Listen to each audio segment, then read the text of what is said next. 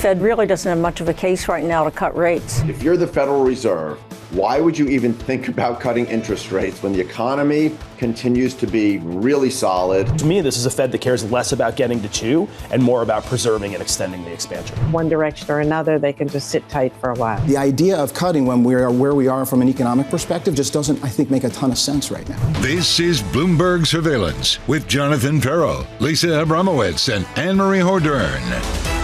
Live from New York City this morning. Good morning for our audience worldwide. This is Bloomberg Surveillance, your equity market trying to bounce. We're positive 1/3% on the S&P 500.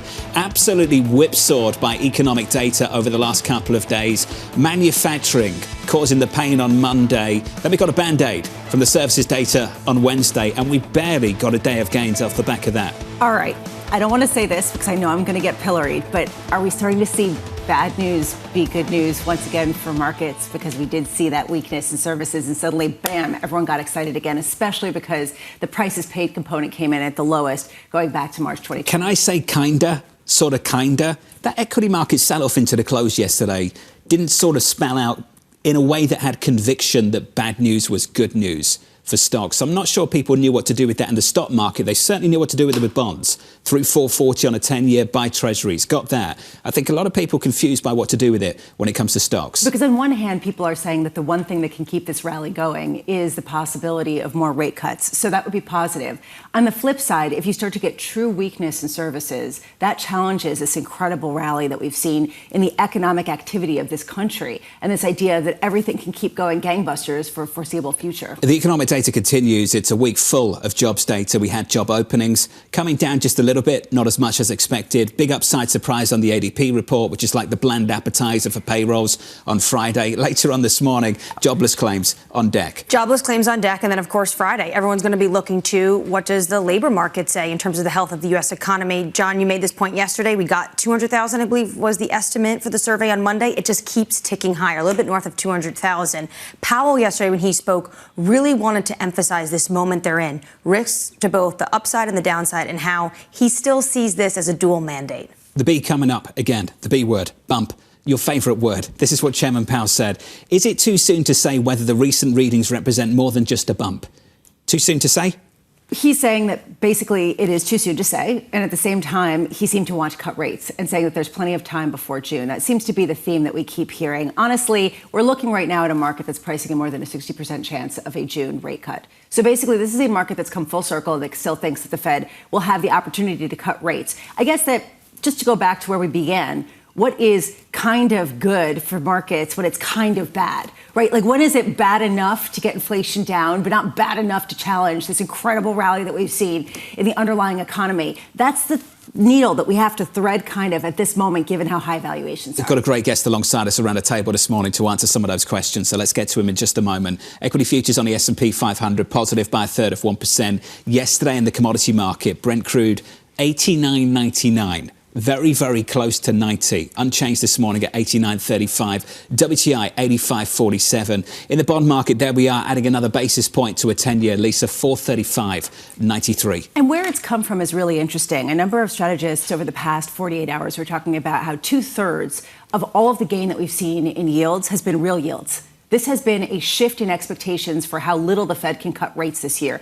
That is what is affecting equity valuations, and that's the reason why potentially on the margins, bad news economically, on the margins might be somewhat not terrible news for on the margins certain parts of the equity market. Kinda on the margins, maybe a couple of phrases you'll hear a lot this morning. Coming up through the next 60 minutes, John Stolfus of Oppenheimer as Fed Chair Jay Powell holds the line. Michael Herson of 22V Research as Treasury Secretary Janet Yellen heads to China. And Israeli Economy Minister Nir Barkat ahead of a tense call expected between President Biden and Prime Minister Netanyahu. We begin with our top story. Fed Chair Jay Powell sticking to script as investors shift attention to payrolls tomorrow. John Stolfus of Oppenheimer raising his S&P 500 price target to 5,500, saying this: for us, the big surprise this year has not been so much the resilience of the economy, but rather the substantial capitulation among the bears and the bearish community. John joins us around the table for more. John, good morning to you. Good morning, John. Are you saying the start of the year has just been a short squeeze? Yeah, I think so. Well, in part, it's been a short squeeze. But I think the other thing is business is showing that it's resilient. The jobs market is showing that there's resiliency. The consumer has slowed, but the consumer is still relatively resilient. So we just think if you get sustainability of resilience, that's the new operative phrase. It was an operative word last year of resilience, but now you have to add sustainability of resilience. We've talked to you about this a few times. Coming into this year, you were bullish. You were constructive on stocks, but that was independent of a view on the Federal Reserve, because you've said all along this Federal Reserve might not cut that much, if at all, in 2024. That view hasn't changed, has it? It hasn't. And in fact, John, what we think is that when the Fed actually finally gets down to cutting, it may not be cutting because we're in a recession or the Fed fears that we could move into one, but rather it's got the job done. And it might be considering that it has 2% in sight, on the horizon, or that we've actually arrived at it. That I can't quite tell. But we've been big fans of the Fed for years because, I've been in the business for 40 years, and I learned early on. Volcker was head of the Fed, and he was at second term. He'd just begun it when I came into the business. I learned fast. If you don't get attuned to what the Fed is doing, and since Bernanke, the Fed has been so communicative and transparent. It's really very helpful, to say the least. So if the beginning of the year was a short squeeze, they're out. The bears have been duly humiliated. Now there's a question of how do you get more bullish when everyone seems to be coming to your side? You talk about, don't throw the babies out with the bathwater. And if you see some babies that have been thrown out, go coddle them and bring them in. Are there really babies being thrown out with the bathwater? Is there bathwater being thrown out? We're not really seeing pullbacks. Oh, the pullbacks are very, very small. I mean, the other day there was somebody, the market was, the Dow was down 400 points, and people were going like it was plunging. And I said, compared to what? It's ridiculous. And you see the S&P, you'll find it's down 0.1%. People are burying the bull market. I just think that where we are now, it's a process of it is a transition. Transition has been given a bad meaning, from when the Fed was behind the curve. But transitions can be relatively long, and inflation is an insidious thing. It takes time to get rid of. When it arrives in an economy, it becomes embedded quickly, and it just takes a while to get it out. It takes the Fed a while, and we think they're working on it. And we think Powell is committed for his legacy. He doesn't want to be remembered as Arthur Burns. He doesn't want to have to be remembered as a Paul Volcker. He just wants to be Jerome Powell, who got it once he got away from being behind the curve. And so far, so good is what we think. So I'm going to put a theoretical idea to you. What if on Friday we get a huge number? Is that a better risk for the equity markets, or if we got a really weak number that did justify more rate cuts? What would be a better situation as an equity bull? Well, that's kind of hard to tell. It depends upon what Kool-Aid they're drinking on the trading floors and the trading rooms around the country in that day. There's a capriciousness related to the markets when it comes to data. I mean, you look yesterday when Powell initially had spoken, the market went down, and then it thought about it and said, this isn't so bad. And you get that, and it's so you just have to. It's not so much roll with the punches as you have to have you have to have context. How's that? Oh, that's perfect. It's compared to what? It's the old thing. I can't think of the jazz musician who did. I can't remember who it was, but it compared to what was a great tune back 20, 30 years ago. When I was still a young man. John, let's talk about where the bar's at, which essentially is what Lisa's getting at. Yep. The bar's higher now than where it was at the start of the year. And we're thinking about where there is scope for upside surprises, potential for positive surprises. Do you have to look abroad for that? I'm just going through the quarterly gains that we've seen in Japan, up by something like 21%, in Europe up 12%, in the US up 10%. Is there still scope for upside surprises abroad? Well, we think there most certainly is. There's an appetite for abroad. The problem with abroad is it's for U.S. investors, it's translating your returns. I mean, the Nikkei is up, 20%, but if you compare it, you do it in dollars, it's only up about 11% or 10%. So, and when the U.S. investors jump in, that's when all of a sudden you ignite the global markets, and that's been missing for almost a decade in the international markets. And it's a structural problem. They just don't have technology, and technology is your driver at this point in a very meaningful way. So you want to keep meaningful exposure to international markets like Yes. EM. Where exactly in EM? Meaningful exposure would mean, with related to IFA, you're going to want to be hedged in the currency. You want to hedge your equity bets with some kind of a hedge. If you use an ETF, there are a bunch of there's one or two providers that offer a hedge to the currency. With IFA, with Japan. Somebody needs to come up with one for Mexico. Would probably be a good idea in an election year. It'd be helpful. But related to the international, the big problem for the international markets is structural. And the structure is, when you look at Europe, Europe is such a different business cultures that all meet across the board somewhere when it's related to interest rates or social programs or whatever it is. It's highly complex. And here we don't have that. We have our own complexity, but that's another story for another moment. So when we look at it, you need exposure, but your overweight still is the U.S., and you got plenty of international exposure with the S&P 500. For someone who's incredibly sanguine about the idea of higher rates just over a longer period of time, someone with plenty of context going forward based on your decades of experience in the market, at what point do real yields start to really concern you, given the fact that we're back north of 2%?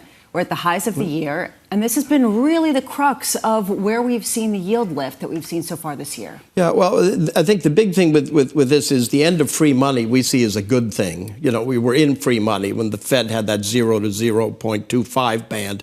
Now we're at, 5.25 to 5.5 on the benchmark rate, the band. It equates to a 10-year this morning about 4.3%.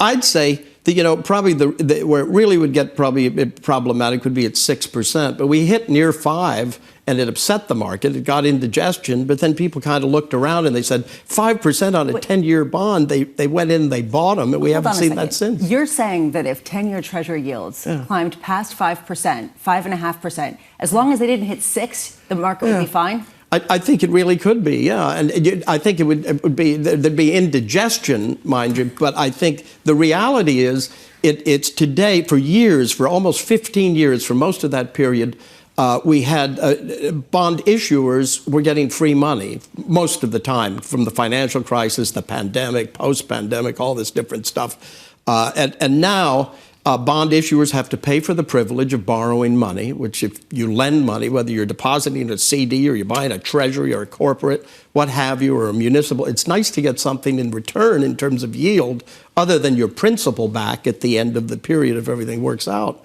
And that creates a healthy market, we believe, in terms of all types of investors when it comes to, I think the biggest complaint about the rate regime of this Federal Reserve comes from the highly leveraged players.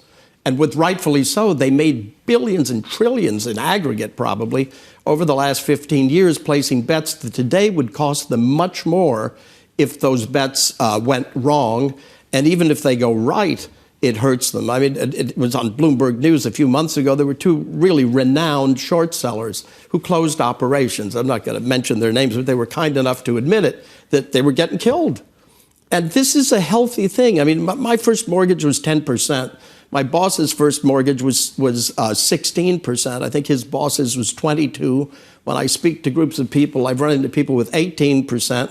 We all lived, and we even made money in real estate. And your house was 3 times salary, and it's like 10 times now. Well, different that times, is, John. I knew you were John, you're very right about that. Because you're going to wind me up, John. It drives me nuts. Okay. But I knew you were heading there. That's liable to be changed when the Fed begins cutting at some point, when it arrives at its target. And then I think, if anything, residential real estate could probably get a little bit of indigestion because there'd be so much put on the market. You think rate cuts lead to more supply and prices actually drop? Yeah. I do, because it's when you get rate cuts, all of a sudden people are going to find, wow, I can get something if they can get 4.5 maybe. But to think that you're going back to there were mortgages. I remember there were people getting mortgages of like 1.78%.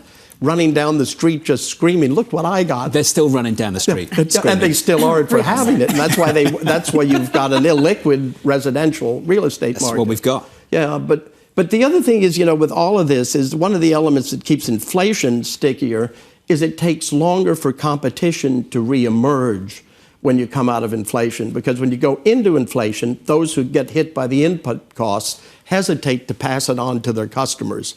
Then once the press announces that it's happening and the Fed says there's inflation, everybody suddenly accepts higher prices initially. Yep. And then when the Fed starts having success, what happens is everybody's reluctant to start competing, and they just kind of match each other's prices. It's not collusion or anything. They just see the environment. And then somebody says, you know what? What I lose in per unit price, I just might make back in volume.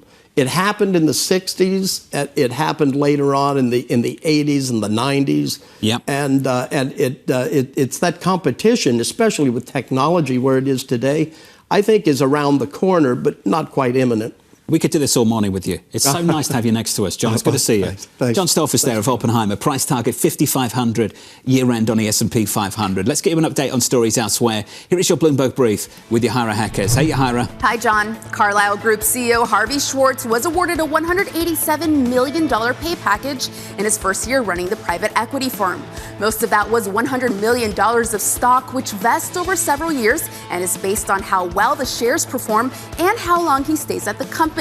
He receives a cash bonus of $6 million, which was double the size of his target. Paramount Global is getting closer to a deal to merge with David Ellison's Skydance Media. Sherry Redstone, Paramount's controlling shareholder, has reached a tentative agreement to sell her stake, according to people familiar with the talks. Shares of Paramount have been under pressure for years, reflecting the company's loss of TV viewers and costly efforts to develop a streaming service. The media company had a market value of nearly $9.2 billion at the close of trading yesterday.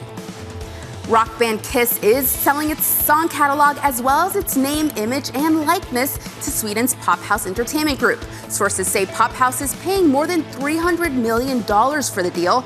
The company plans to make a biopic about the group as well as a live music show featuring avatars of Kiss's legendary band members.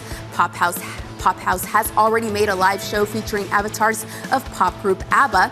That show makes more than $1 million a week in London. That's your Bloomberg Brief. John? Pause.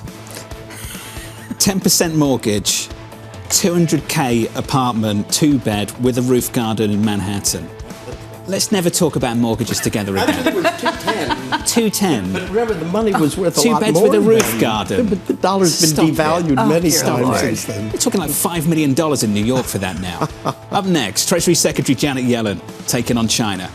We've agreed that it's important to both of us that we don't want to decouple our economies. We want to continue, and we think we both benefit from trade and investment, but that it needs to be in a level playing field.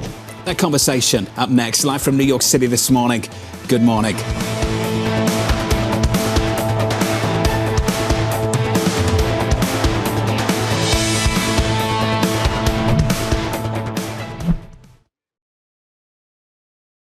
It's Jobs Day, and Bloomberg has the report under surveillance. Jobs numbers have exceeded expectations consistently. The U.S. is just exceptional. Look around the world. This Friday, Jonathan, Lisa, Annmarie, and Mike will bring you crucial data and expert analysis at terminal speed. When you see numbers like this, is that no longer a reason to be hawkish at the Federal Reserve? It's a reason to be cautious, maybe not hawkish. The March Jobs Report, Friday, only on Bloomberg.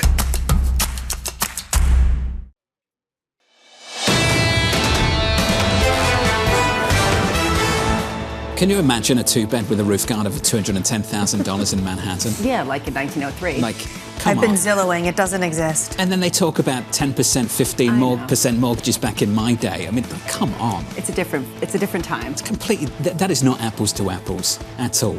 Equity futures on the S&P, positive by 1/3%. Bond yields a little bit higher by a single basis point. The 10-year, 435.93. Under surveillance this morning, Treasury Secretary Janet Yellen taking on China. We have agreed that it's important to both of us that we don't want to decouple our economies. We want to continue, and we think we both benefit from trade and investment, but that it needs to be in a level playing field. We went for too long with too little communication, and misunderstandings developed. It's the latest this morning. Janet Yellen landing in China just moments ago. A meeting with top officials as concerns grow globally over the country's growing subsidies in manufacturing. The 5-day trip marking Yellen's second visit in 9 months. Michael Hordern of 22V Research writing this. The trade and investment relationship remains under strain, particularly on tech-related issues. The intense geopolitical rivalry and domestic politics in each country limit the room for active cooperation. Michael, I'm pleased to say, is with us now for more. Michael, let's get straight into it. What is at the top of the agenda for Janet Yellen on this trip? Well, I think for the U.S. side, it's definitely this issue of excess capacity, or really, China's very aggressive focus on promoting advanced manufacturing, particularly in some of the same strategic sectors that the Biden administration is focused on. So electric vehicles, solar energy, that is top of the U.S. agenda. And it's a trade issue, but it's also a macro issue for global growth. And I think that's one reason why it's Janet Yellen delivering this message and not necessarily U.S. trade officials. That's definitely top of the priority list for the U.S. Michael, when I was reading and listening to what Janet Yellen had to say, I kept thinking, what's the distinction and how big is the distinction between decoupling and enforcing a level playing field? I think for Treasury Secretary Yellen, there is a big distinction in the sense that I honestly think, as a trained economist, that she believes that trade is good, and that she wants to deliver a message that the U.S. does not seek to decouple. Now, that's kind of a controversial view in the U.S., and I think to some extent even within the Biden administration. But generally speaking, I think she is trying to say we want to have trade, but we need to address what on the U.S. side is considered these distortions coming from China's manufacturing sector. A lot of the focus has been on green energy and the supplies that are needed to really push forward the entire platform by the Biden administration. How much are the Biden administration's hands tied in a way?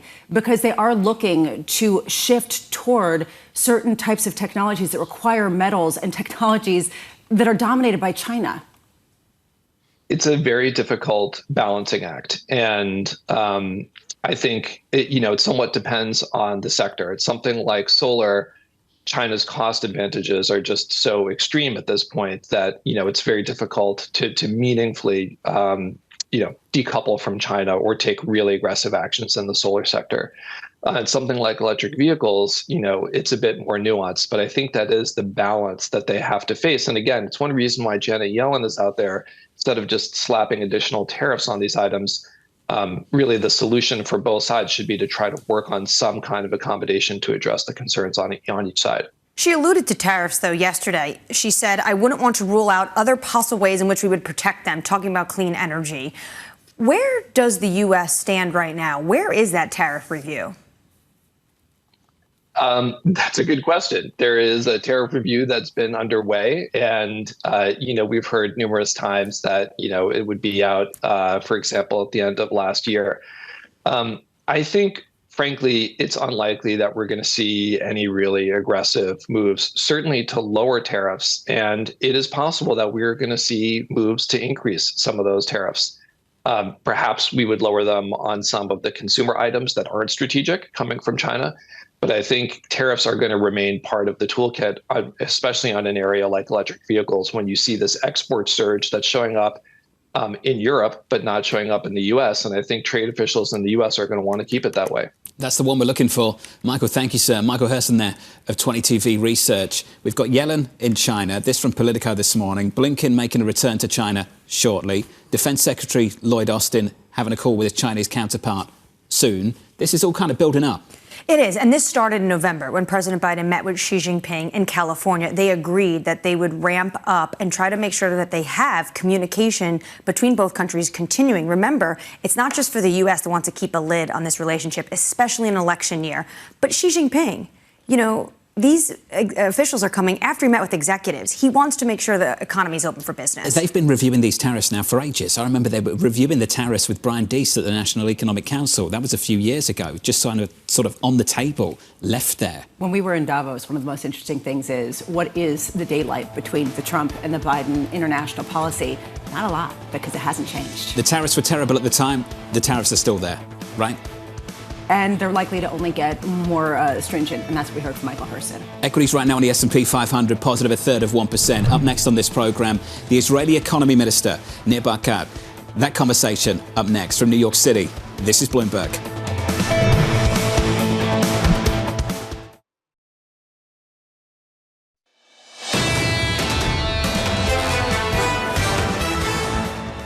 Equity futures on the S&P 500 positive here by a third of 1%. The equity market attempting to bounce. Some very muted marginal gains in yesterday's session. Equity futures right now up 0.4% on the Nasdaq. The Russell of small caps doing okay. Big reversal in this bond market yesterday. What a trip we've been on over the last week. 420 on a 10-year.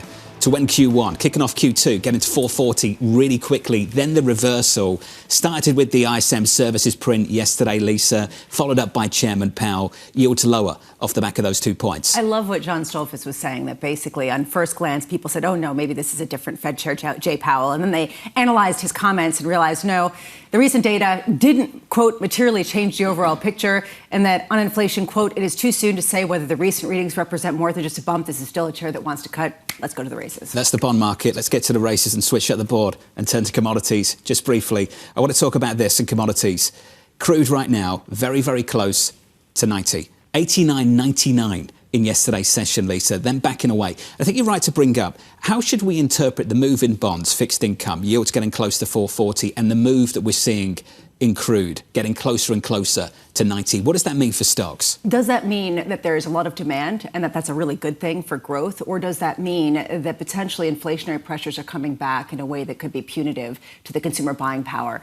And also just in general to a Federal Reserve that has to keep rates higher?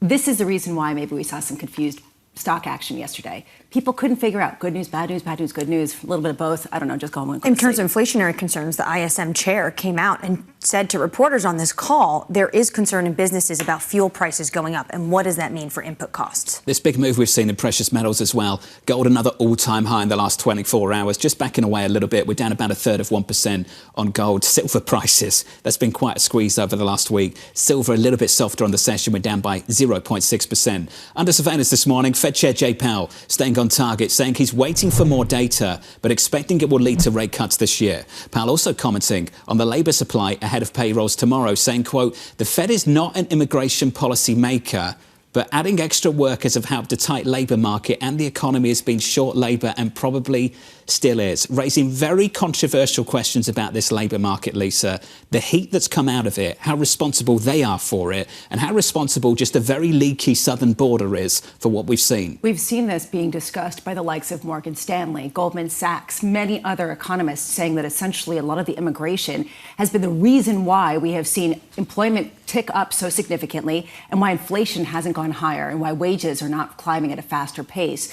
This is going to be an ongoing question. The fact that he has to address it puts him in an awkward situation where he seems like he has to be non-political. And I think that is really going to be the very kind of knife edge that he has to walk. Let's turn to our next story. The latest on Apple looking for the next big device after scrapping plans to enter the electric vehicle market. Bloomberg star reporter Mark Gurman reporting engineers are exploring a possible mobile robot. Listen to this, which would follow people around their homes. The company is also working on a tabletop home device with a moving display. They continue to look for new sources of revenue as it may take years and years for mixed reality headsets to become a major moneymaker. Do you want to be followed around the home with a robot? I saw this story and I was like, I can't imagine a Ferro bot just following around his house while he's cleaning up and reading over his shoulder. It just seems... If they do the cleaning for me, I'm on board. Is that what they're going to do? They have a robo cleaner.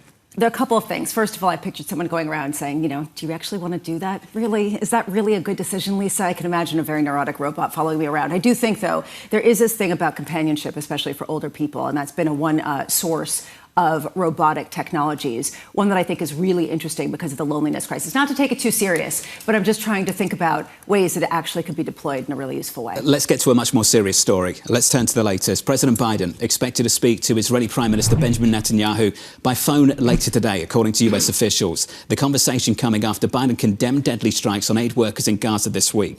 Domestically, Netanyahu is facing another challenge. Political rival and war cabinet member Benny Gantz is calling for early elections in September. I'm pleased to say that Nir Barkat, Israel's Minister of Economy and Industry, joins us around the table. Minister, good morning to you, sir. Good morning. Really important subject. Let's get to a couple of issues. Number one, some of the commentary from the President of the United States. I'll share some of the language that he's used regarding Israel's actions recently. Israel has not done enough to protect aid workers. He goes on to say Israel has not done enough to protect civilians. We heard from the President of the United States recently that there are other ways to get to deal with the trauma caused by Hamas in early October. Has he shared any alternatives with the Israeli government? Well, first of all, I want to share condolences with the aid workers that were killed. It's very unfortunate. I don't know if people know that over 30 Israeli soldiers were killed from friendly fire. And 3 of the hostages that escaped Hamas were killed by Israeli troops. So there is, unfortunately, sometimes friendly fire, people get killed. This is a cost of war. We have to realize, though, that the people that intentionally kill people are those Hamas jihadists that October 7, they entered Israel, killed, raped women. I have a picture here, with your permission, of some of the girls that were kidnapped. You see their picture before and after in captivity. Half a year, they're sitting there underneath the ground, raped. We've heard that some of them were raped for the last half year. This is crazy. It's just crazy that these Hamas people and their jihadi strategy is to kill and wipe out all Israelis. This is what we have to understand. This is what we're dealing with, and we cannot leave them the way they are. Similar to the way that Nazis were eliminated in the Second World War, we cannot leave 1/4 of the Nazis in Rafah. We have to make sure that we eliminate them off the face of the earth. And that is the challenge we all have. And we are all united, all of Israelis are united in completing that war and eliminating Hamas off the face of the earth. Well, let's talk about that challenge, Minister. And we've certainly talked about the tragedy that evolved in early October and the tragic events that have evolved in the months as well that have gone by, with the civilian death toll in Gaza continuing to build. I'll repeat the statement from the President. He said there are other ways to deal with the trauma caused by Hamas. They were meant to share alternatives with the Israeli government. Have they done so? Well, I don't remember how we dealt with Nazi Germany. I remember that at Dresden, it was totally different. And in all wars, including American wars in Iraq and other places, eliminating ISIS, you have hundreds of thousands of people killed. In Syria, over 500,000 civilians were killed and over 5 million fled away. And so when you look at the way we work, we have no quarrel with the civilians, but we will finish the job eliminating Hamas off the face of the earth. Well, but there's a real question around who's going to lead the effort to do so. You know, opposition leader Benny Gantz, who's part of the war cabinet, came out and said that he does think that elections should be held early this September instead of 2026 because Benjamin Netanyahu has lost a lot of support among a lot of the rank and file in Israel. Do you think that's a good idea? Is that sort of what's needed to gain legitimacy? Thank God we're a democracy, and we will stay a democracy. And people have their own opinions on when and why, but we're all united, including Benny Gantz, that we have to finish Hamas. And this is the focus of what we're discussing. I want to share another point with you, which is very, very important, okay? Who's funding Hamas and Hezbollah and ISIS?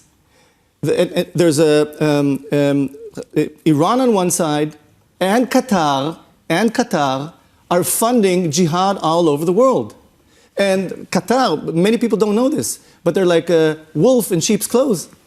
They are the heads of Hamas are at their place in Qatar, and they are funding billions, trillions of dollars, funding terror all over the world, and they're behind this. And we must wake up and understand that it's not just a challenge of Hamas and Hezbollah against Israel; it's against the whole world. Are you saying then that as long as Qatar acts as a mediator to peace talks or some sort of temporary ceasefire, that it's not going to happen because you don't trust them? I don't trust them. I trust the Egyptians. The Egyptians have peace agreement with Israel. But Qatar is giving safe haven to Hamas leaders, funding trillions of dollars, buying their ideology in the United States, buying their way in all over the world. They're a wolf in sheep's clothes, and we have to realize that them, together with Iran, are a big threat, not just to Israel, but the alignment with the Emirates, with Saudis, and the moderate Arab states. They're a big threat to the peace in the world. Minister, going back to Lisa's first point, though, Benny Gantz is calling for fresh elections. There is a growing threat within the Israeli population that they do not want to see Netanyahu leading this government. You're saying that Qatar is the big problem. Well, for years, Netanyahu tolerated millions of dollars going from Qatar to Gaza. So, to her point, does Netanyahu need to step aside? Should there be early elections? For example, when you talk about Qatar, this is one of the things we've learned October 7. There's no gray anymore. The world has to realize, are you the good guys or you're evil? But was it a mistake to allow Qatar then? I with think the so. Israeli position? Yeah, to I think send so. I think that Qatar fooled Israel as well in their jihadi approach. They're really nice guys. They buy their way in, but they're evil and they're funding evil and they're a source of problems and trouble to the whole world. And we have to realize that. And certainly, I think that October 7 is a wake-up call. We've made, if you look in retrospect, we thought we could get away with a small army. We thought that the jihadists will never do what they've done. There's lots of things to learn from what happened in October 7. And one of them is the threat that Qatar poses to the world to buy therein and influence the world towards jihad and against, people get mixed up. Who's evil here? So if you think Egypt should fill that gap, yes. Do you think Egypt should also come in and potentially act as a peacekeeping troops, supply them to Gaza? Because we know that Arab countries are not willing to do that until Israel says that they have a plan for a two-state solution. You know, the Abraham Accord demonstrated what Israel wants. We want peace with moderate Arab people that seek peace, like the Emirates, like the Saudis. We have peace with Jordan for 25 years and over 40 years with Egypt, okay? On the other hand, you have jihadists that don't want to live side by side to Israel. They want to eliminate us off the map. They're against Jews, they're the jihadi approach, Sharia law. They want to change the world to become only Muslim.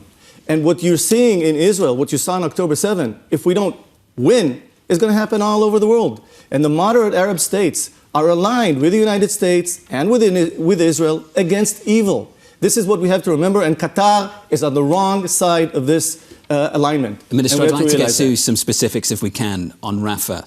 Getting civilians out of Rafah, how long is that going to take? I don't know. I'm not sure that the media is the best place to share Israel's plans. Okay? We don't want to give them to our enemy. But one thing is for sure. The war will not be over until we eradicate all of Hamas. And they're sitting in Rafah, 1/4 of Hamas. We're not going to leave them the way they are. At the end of this war, the world will understand that we will fight evil until they surrender. There's no other choice. And after the war, we would like to see friendly people manage and help in As you understand, Gaza. the world is trying to understand at what cost that will come with for the minimal civilians in cost that Rafah. we can. We have no quarrel with the civilians. We'll do our best. And are you willing to wait? You're willing to wait a number of weeks to ensure that happens? The wait is not going to help us. The challenge that we have to complete and finish the war. There's consensus in Israel. We have to complete and find those 134 hostages that are right now, in the tunnels for half a year, being raped, what they're going through. You know, I met the families of the hostages. They can't sleep at night. They can't. Imagine if your family is there and you know that they're being tortured and raped on a daily basis. We in Israel understand that. Time is not on our side. And we have to finish the job, get them as fast as we can, and move on with life. Minister, we appreciate your time this morning. Thanks for very being much. with us. The Israeli Minister of the Economy, Nir Barkat. I want to get you an update on stories elsewhere. Let's get to the Bloomberg Brief. Here is Yahara Hakez. Hey, Yahara. Hi, John. More tech layoffs, this time at Amazon's cloud division. Amazon Web Services is cutting hundreds of jobs that will affect sales and marketing employees, plus the team developing the technology used at its physical stores. It comes after sales growth at AWS slowed to a record low last year as corporate customers cut back on spending. Disney shareholders shot down activist investor Nelson Peltz's effort to win seats on the company's board. Investors voted to re-elect all 12 of the company-backed board members, including CEO Bob Iger, this capping the most expensive corporate proxy fight in history. Peltz Trian Fund Management holds a more than $3.5 billion stake in Disney. It has been trying to get seats on the board to address lagging shareholder returns and what it sees as inadequate corporate governance. Tesla CEO Elon Musk says he's boosting pay for AI engineers as the company deals with a talent war. Musk posting on X that OpenAI has been, quote, aggressively recruiting Tesla engineers with massive compensation offers and have unfortunately been successful in a few cases. Musk going on to say the talent war for AI engineers is the, quote, craziest he's ever seen. The tech billionaire is pursuing AI projects through Tesla and his XAI startup. That's your Bloomberg Brief. John? Yahira, thank you. Up next on the programme, Chair Powell's wait-and-see approach. We do not expect that it will be appropriate to lower our policy rate until we have greater confidence that inflation is moving sustainably down toward 2%. That conversation up next, live from New York City. This is Bloomberg.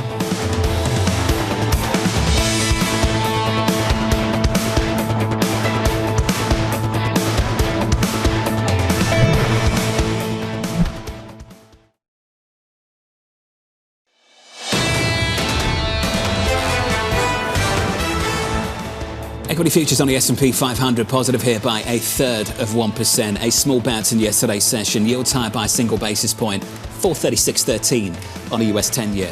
Under surveillance this morning, Chair Powell's wait-and-see approach. These recent data do not, however, materially change the overall picture, which continues to be one of solid growth, a strong but rebalancing labor market, and inflation moving down toward 2%.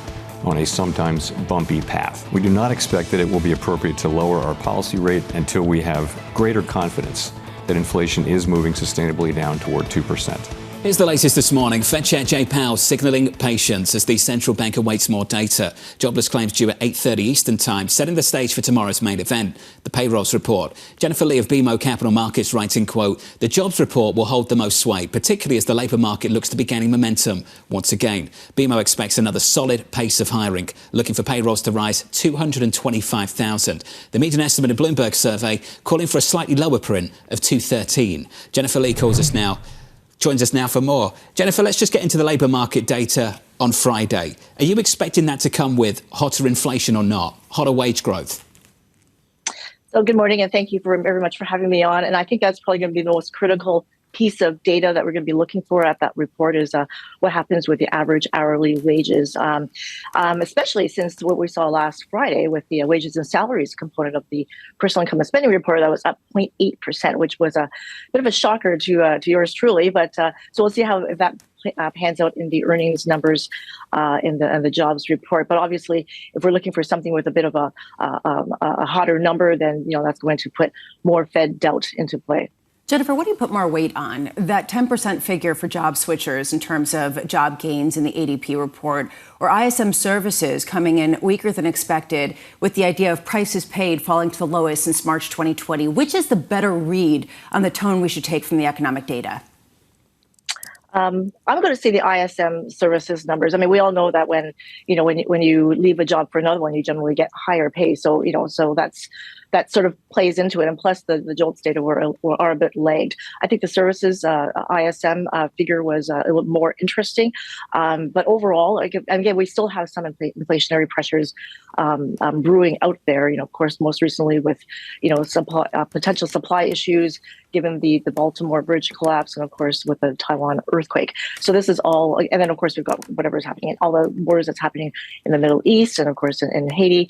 So all of this is playing up to some potential supply pressures, again, building up a little bit at least, maybe not what we saw back in 2020, but again, just throwing more doubt into when the Fed will actually move and how often they're going to move. Jennifer, we're going to hear today from the Fed's Harker Barkin, Goolsbee, Mester, Kashkari, Alberto Musalem, and Fed Governor Adriana Kugler. What are you hoping to hear from these folks? If in my perfect world, it'd be a lot more clarity, but I think they're just going to preach patience again, as Fed Chair Powell did last week. And, I don't think he's changed his tune that much. Perhaps the more interesting ones that we've already heard from was Bostic saying he still sees only one more rate cut, and that's not coming until the fourth quarter. So I was a bit relieved when I heard Fed Chair Powell say yesterday that, that they will probably find it appropriate to cut rates sometime this year. And my first thing I said to everybody was, well, at least he said this year. He gave us some sort of a time frame. So I don't think we're going to hear too much different opinions from all the different members that you just rhymed off, and everyone's probably going to preach patience and the need for greater confidence. Jennifer, we get jobs on Friday. We get CPI next week. There's going to be 3 CPI prints before that June meeting. What do you weigh as more important right now in the data you're monitoring to forecast when you think the Fed is going to come in for that first cut? I think it's all going to be coming down to inflation. Obviously, the totality of the data are very important, but I think at the end of the day, it's all going to be coming down to inflation. The core measures, the services measures, and especially from the CPI deflator, the core PCE deflator as well, which is what the Fed is most watching. But I think overall, if it shows, that what we're expecting is that, inflation is going to be coming down at a slow, steady pace, as long as it's heading in that right direction. I think that will give the Fed enough comfort to move what we believe is going to be in July. But of course, everything is going to depend on the data. Nothing is going to be depending on the calendar. Well, if inflation is something you're really keen on looking at, how concerned about this uptick we see in commodity prices and what that means for producer prices?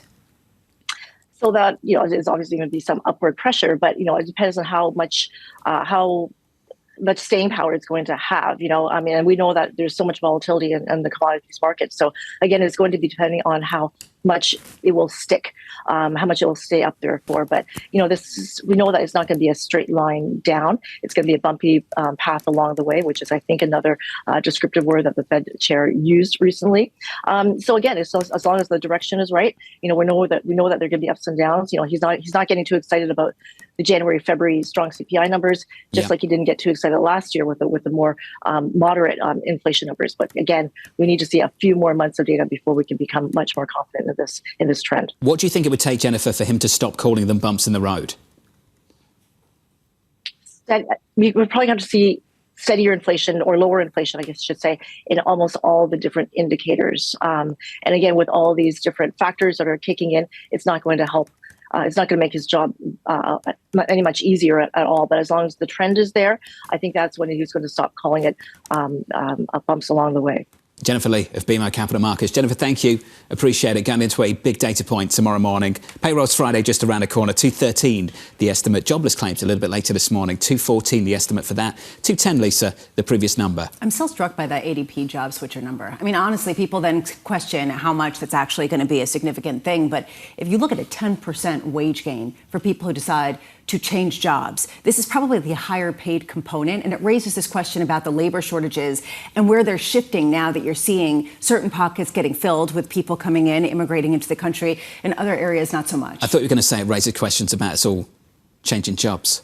I thought that's the direction of travel. That's where your mind's at? No, I just thought that was the direction of travel there, just listening to what you had to say. 10% bumps.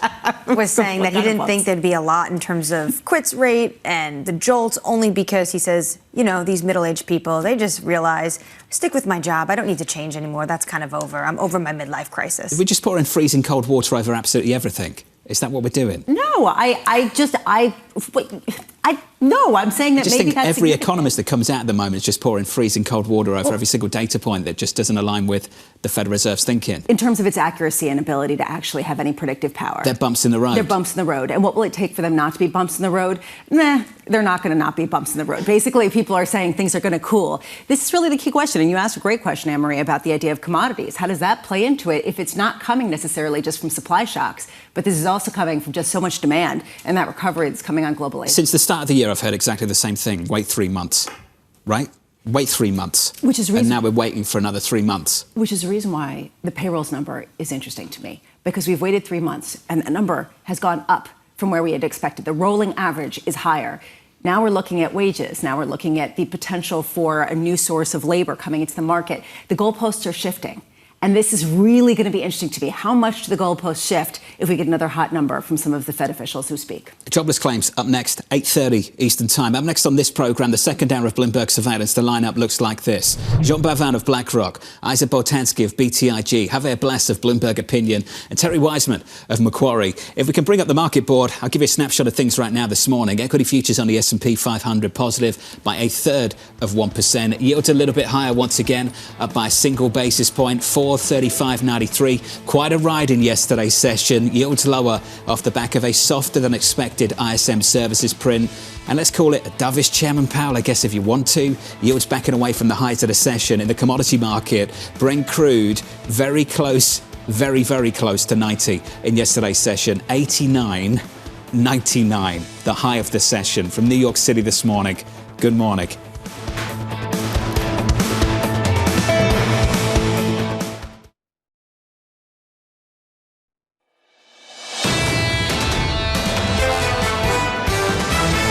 U.S. economy is doing relatively better than a lot of our trading partners. We're looking for signs that those indicators are cracking, and they're just not there yet.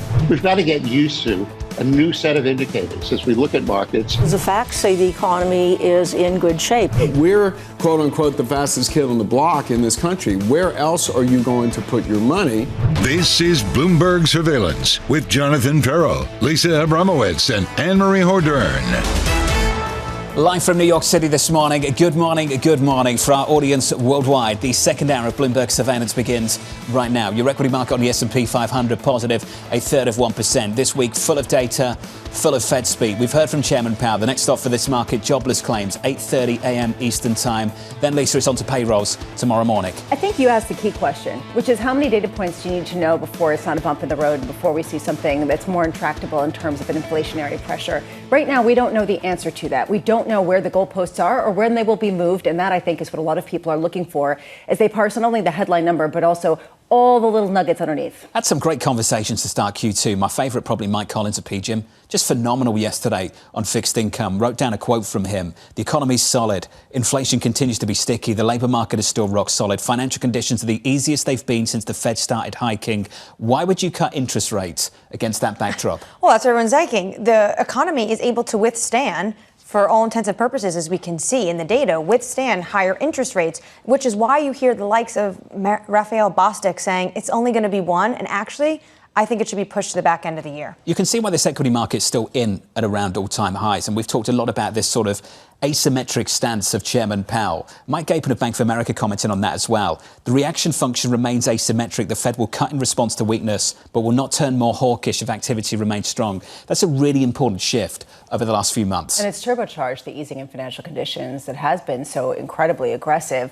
Again, though, this raises the question, have we entered a new regime where inflation is naturally higher? Bill Dudley, in a column today, and we're going to be speaking with him, talks to the fact that maybe it is substantially higher. And if that's the case, does the symmetry have to shift a little bit on the Federal Reserve? Because they haven't dealt with this question. But if you are dealing with more inflation than we were pre-pandemic, does that risk become more material? That if they don't really either keep rates high long enough or cut rates, that they could be Arthur Burns? Let's get to the Dudley spread. It's important. Did you almost call him John Burns? Yeah. Almost. Would I be a dovish Fed chair?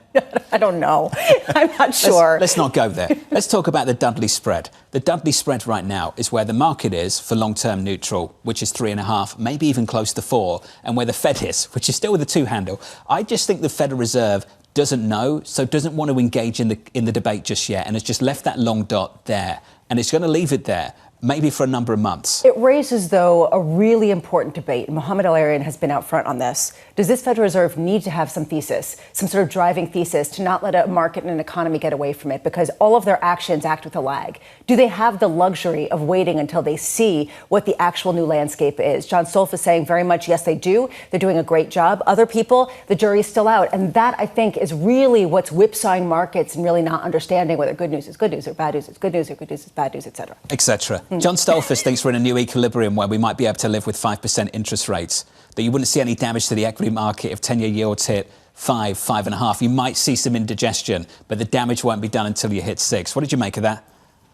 The problem with that thesis is, from a financial perspective, it makes perfect sense. If the world were just totally financialized, but you think about the groups and the particular segments of the economy that are more vulnerable to higher rates, and you start thinking, okay, if we have prices that are at levels that were really enjoyed during the financial crisis, during the sort of low rate era, it's going to get hairy for a lot of people, and that's going to start to drag on consumption and a whole host of other things. Don't you think we're conditioned by our upbringing? Average age of the trading floor right now is what, mid-30s? Something like that? So for a lot of those people, they haven't seen the cycle that John Stolfus is talking about, where he's talking about 10% interest rates, he's talking about 15% mortgages, different worlds. So his view, his bias is we can live with this. Everyone else is just waiting for the crisis, waiting for the pockets of stress, waiting for the next big bank issue.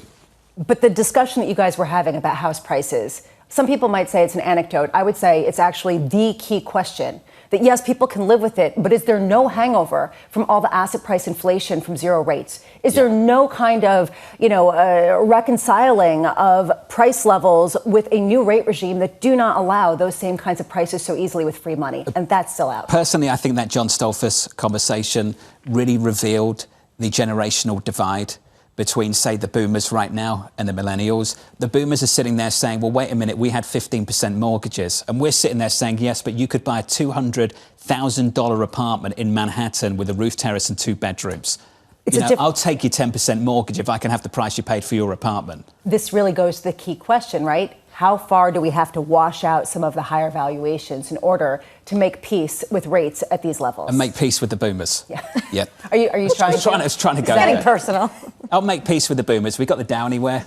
No, we're not doing that. Equity futures on the S&P 500, positive a third of 1%. TK would be so pleased if I did that. Your equity market elevated, trying to bounce. In the bond market, yields a little bit higher, up by a single basis point, 435.73. Coming up on the programme, Jean Bavin of BlackRock on the, quote, mega forces at play in the stock market. Javier Blas of Bloomberg Opinion with Brent hovering very close to $90 a barrel. And Macquarie's Terry Wiseman on why he sees the US data hasn't been friendly to bondholders. We begin with our top story. Stocks just about snapping a 2-day losing streak as Chair Powell sticks to script. Jean Bavin of BlackRock remaining bullish, writing this. We think upbeat risk appetite can broaden out beyond tech as more sectors adopt AI. More broadly, rising and volatile yields have not disrupted the push higher in developed market equities. That's consistent with our view that mega forces such as AI are key drivers of returns now. John, I'm pleased to say, joins us now for more. John, we'll get to the stock market in just a moment. I just want your views on Chairman Powell yesterday. Given the economic data we've seen so far, would you describe some of those data points as just bumps in the road in the same way the chairman has? Well, I think this is a long road. So if I look at the first stretch of that road, I think it's a bump. So we think inflation is going to be showing progress towards 2 over the next few months. The Fed is data dependent. They're not forward looking. So they're going to be lured into we've solved inflation. That's going to be the story. That's part of the reason why we are kind of constructive on risk for now. And I think that's going to be the story. They'll cut. This is a Fed that is boxed himself in December to be to cut at some point this year, some point soon. I think the bar not to do that is pretty high. I mean, we can debate whether this is the right stance, but it is the stance. So as a result, a bit of progress on inflation will cut the narrative for them that there's bumps, and they'll be in a position to cut. So I think that's the story for the next few months, and that's why risk assets are set to continue to perform. John, the story we've had over the last few days really is how to interpret the moves in bonds, the moves in commodities with regards to equities. How are you interpreting those moves? Yeah, I think the first point to make is we very much believe we're in a new regime, right? So we're pro-risk right now. I think this has room to continue, room to run, but it's a very different environment. The idea that we're going back to through immaculate disinflation to the great moderation of the pre-pandemic, I think is not happening. And I think when you look at the bond volatility that we're seeing, it continues. That was clearly the case of 2023, but like even this week, massive. I think that's the biggest evidence we have that this is not, back to the old regime. So I think we're seeing, a lot of volatility in the macro narrative. It takes a little bit of info data to come in to lead to very significant reaction, as we've seen. And then lo and behold, we're at the same point as we were like a week ago before the PCE in terms of Fed expectations. The only thing that has really changed is long-term rates that are set at a higher level now. So I think it speaks to this environment where we can very much see the Fed starting to cut, but at the same time, don't expect long-term rates to follow suit and move down. I think we can very much see a Fed that starts to cut rates. It's going to be only a couple anyway, and then we're going to at the same time see rates that are stable, long-term rates that are stable, or even go higher from here. Which is the reason why you've been focusing on the short end of the yield curve. We had John Stolfus earlier this morning on, who said that stocks could continue to rally as long as 10-year Treasury yields didn't reach 6%. Do you agree with that? That if we had 10-year Treasury yields north of 10%, that would not be north of 5%, excuse me, that would not be a problem for equity valuations?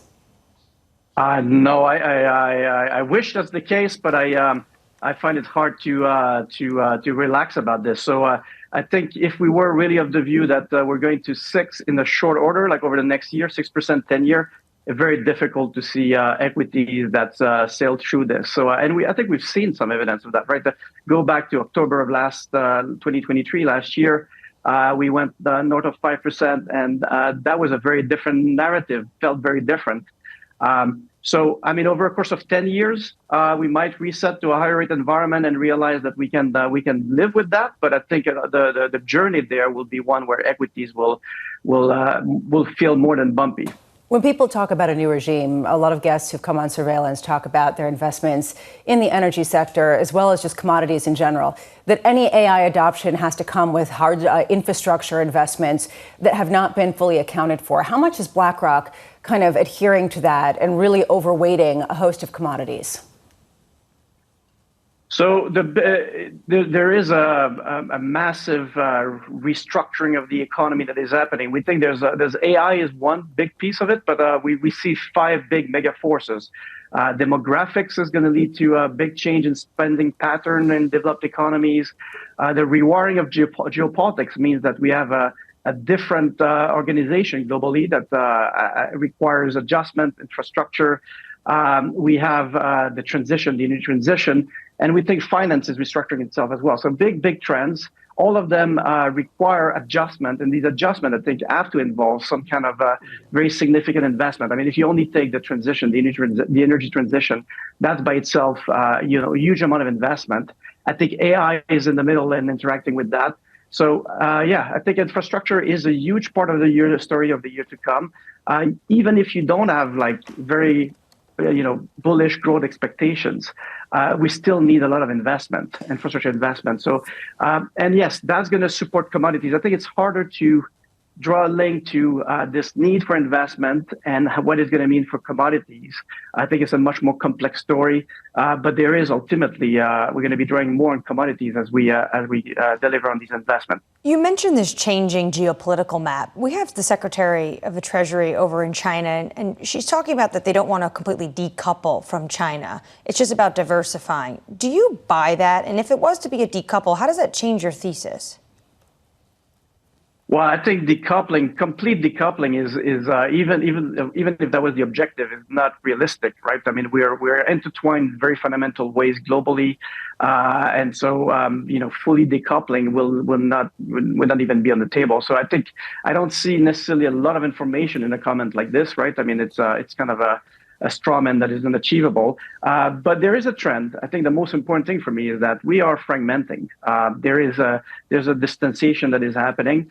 The question is, how that's going to be navigated? But in the meantime, aside from the politics and those trips, I think investors and companies globally are adjusting and making plans that are accounting for the fact that the world will be more fragmented than it was. And I think that's one of the big mega forces that is happening and is affecting decision even as we speak. John, if that's the case, do I want to have a bias towards small caps away from multinational big caps?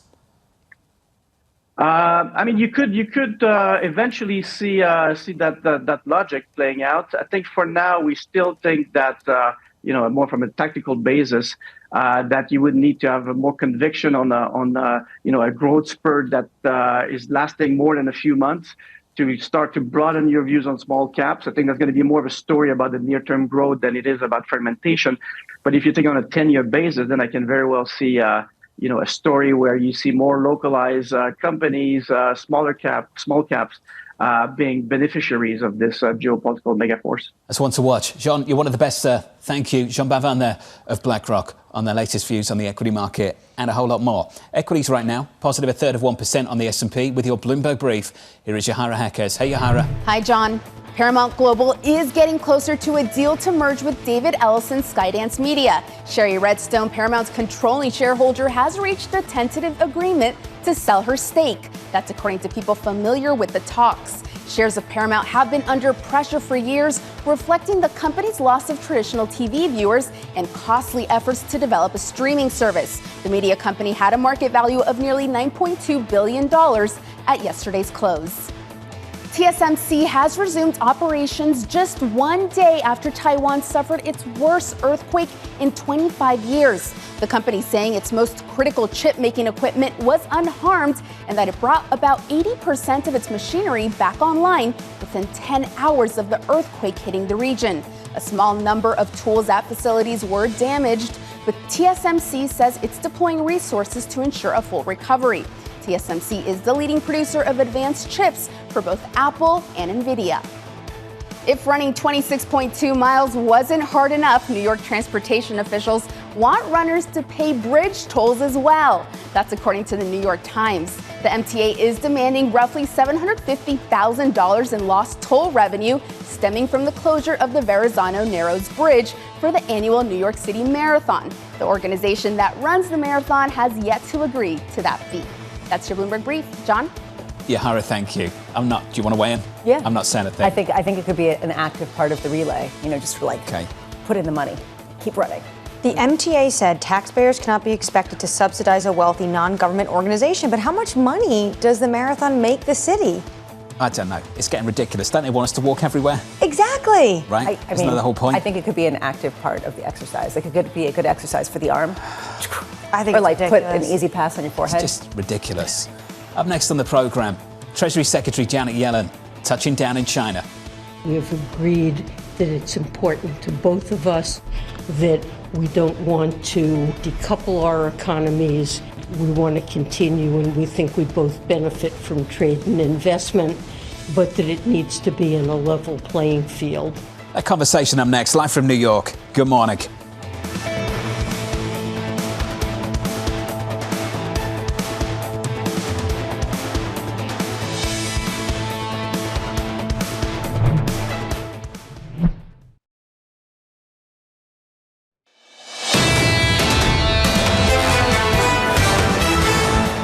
Live from New York, equity futures on the S&P 500 positive by 1/3%. Yields higher by a single basis point. Your 10-year 436.13. All eyes on crude over the last couple of days, settling down just about unchanged, 85.39. Under surveillance this morning, Treasury Secretary Janet Yellen touching down in China. We have agreed that it's important to both of us that we don't want to decouple our economies. We want to continue, and we think we both benefit from trade and investment, but that it needs to be in a level playing field. We went for too long with too little communication, and misunderstandings developed. It's the latest this morning. Janet Yellen landing in China in the last hour. It's her second trip to the country in 9 months. This visit coming as Chinese leaders are pouring money into manufacturing, focusing on new industries such as electric vehicles, batteries and renewable energy in a search for new sources of growth for the country's slowing economy. Joining us now is Isaac Boltanski of BTIG. Isaac, can we pick up on that line from Janet Yellen that we've had too little communication and misunderstandings developed? Where are there misunderstandings currently?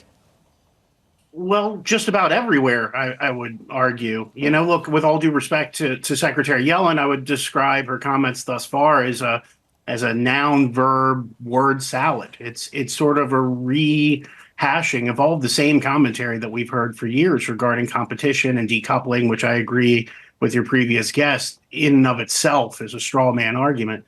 And I think that we've got to look past this and say that the goal here from the Biden administration is the same goal that we've seen for its entire term thus far, which is to keep geopolitical tensions with China range bound. They do not want to see a flare in those tensions running into November. And I think that's ultimately the goal and all that we should expect from these talks and the future talks that I think we'll see over the next few months. Isaac, though, when it comes to Yellen, we have seen her shift more towards leaning into national security than economics. I don't know if this is just her towing the company line and moving in a little bit more to what Jake Sullivan, Catherine Tai, and what they think. But is China getting a different Yellen on this trip in that sense? Sure. Look, I think we can agree that she is pushing back on China's incredible, unprecedented. I think we lost the connection there. Isaac Boltanski there of BTIG. Going to do our best to reconnect. And I agree with Isaac. We've heard a lot of these lines before from the administration. I want to go back to a conversation we had a little bit earlier this morning. We were talking about the same thing with Brandeis, National Economic Council Director. The tariffs were under review. The tariffs are still on. In fact, now we're waiting for additional tariffs on EVs after what we heard from the administration a number of weeks ago, and we're still waiting. Additional tariffs potentially waiting in the wings, and also the Commerce Department is going to be looking into the connectivity of these EVs. Again, to Lisa's point a few weeks ago, national security doing a lot of lifting when it comes to potentially what is also a politically fraught moment for this administration ahead of an election, which is making sure they shore up those union jobs. What the administration wants to do now is just keep a lid on this relationship. I'm happy to say that we sort of shook up the screen and Isaac is moving again. Isaac Boltanski of BTIG. Isaac, you froze just for a moment. We'll continue the conversation. We were talking about the potential to put tariffs on EVs, Chinese EVs. How close do you think we are to a decision on that? Look, I think that we need to, as an investment community, understand that there is going to be immense pressure to not put overly onerous tariffs on any of these EVs this year. I think that there's going to be a slow build later this year. Second half of this year, I expect there to be a lot more chatter around it and actual movement on the imposition. But it's a 2025 story to me. No matter the outcome of the election, I think that we start to see some of this China hawkishness that has really come to define both parties, moving from rhetoric to reality, no matter who wins. But I think right now we've got to keep in mind that the Biden administration's number one goal from a geopolitical perspective is to do no harm with China, as it's still trying to figure out what's next in the Middle East in particular. How much is this really due to the U.S.'s reliance on China for a lot of commodities, in particular having to do with the green energy policies? Yeah, I mean, that is why your previous guest comments on the impossibility of decoupling are so insightful. It's just an impossibility given the complexities of our broader economy and the needs, especially on the commodity side, when we think about our goals for clean energy and green energy, which are not going to slow down anytime soon. And so my sense with all of this is we've got to look at this as not just a singular issue, but a game of 3D chess, where the Biden administration truly wants it to remain range bound regarding the geopolitical tensions, because there are meaningful ways for retaliation to hurt us in avenues and areas that we're not fully prepared for. And that's what happens in these retaliatory spirals, as we learned during the Trump administration. Isaac, if rhetoric turns into action, where do we stand right now in terms of TikTok being banned or divested? So this is one of the topics du jour in Capitol Hill, and it's an interesting one in so much as I would say that there is broad bipartisan support to ban the app TikTok. It's just there's no agreement about how to do it. It's kind of similar to the federal budget, which we could talk about too. But here's where I am on TikTok. There was a House bill that passed. I think that House bill is going to be slow walked in the Senate. I don't think Democrats truly want to ban TikTok right before the November election.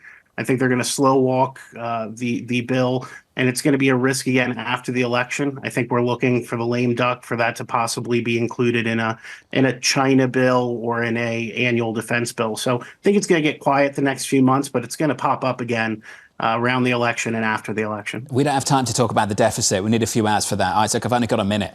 I do want to understand, I think the TikTok episode was really instructive, possibly very instructive, for the former president's views on China and how he's going to deal over certain issues. Isaac, what did you glean from that about how he may govern next time around? Sure. And look, I think that one of the things that many of us forgot regarding TikTok and President Trump's disdain and original stance on TikTok, that was just part of his China strategy, to the extent that there was a broader strategy. The pushback on TikTok was not about TikTok for President Trump. Perhaps it was for his national security folks and others around it. But for him, it was really part of the China retaliatory spiral I talked about before. I think that you saw a quick and sudden shift here for a number of reasons. One, he says, was the market share and the competitive dynamics with Facebook. I don't believe that as much as perhaps other dynamics that are in play. But on this one, I think it's just a reminder that if President Trump wins again, we've got to rethink how everything will be done, in part because it's not going to be like last time. He's going to enter this time different, with different folks around him and different agendas at play. And that's one of the reasons in particular my clients have been focused on what he would do with tariffs in a second administration. Interesting. Isaac, thank you, sir. Isaac Boltanski there of BTIG. Volume 2, if we get one, might not look like Volume 1, which is something we've all got to talk about through the next few months. Coming up on the program, crude close to 90, gold close to all-time highs. Javier Blas, Bloomberg Opinion, up next.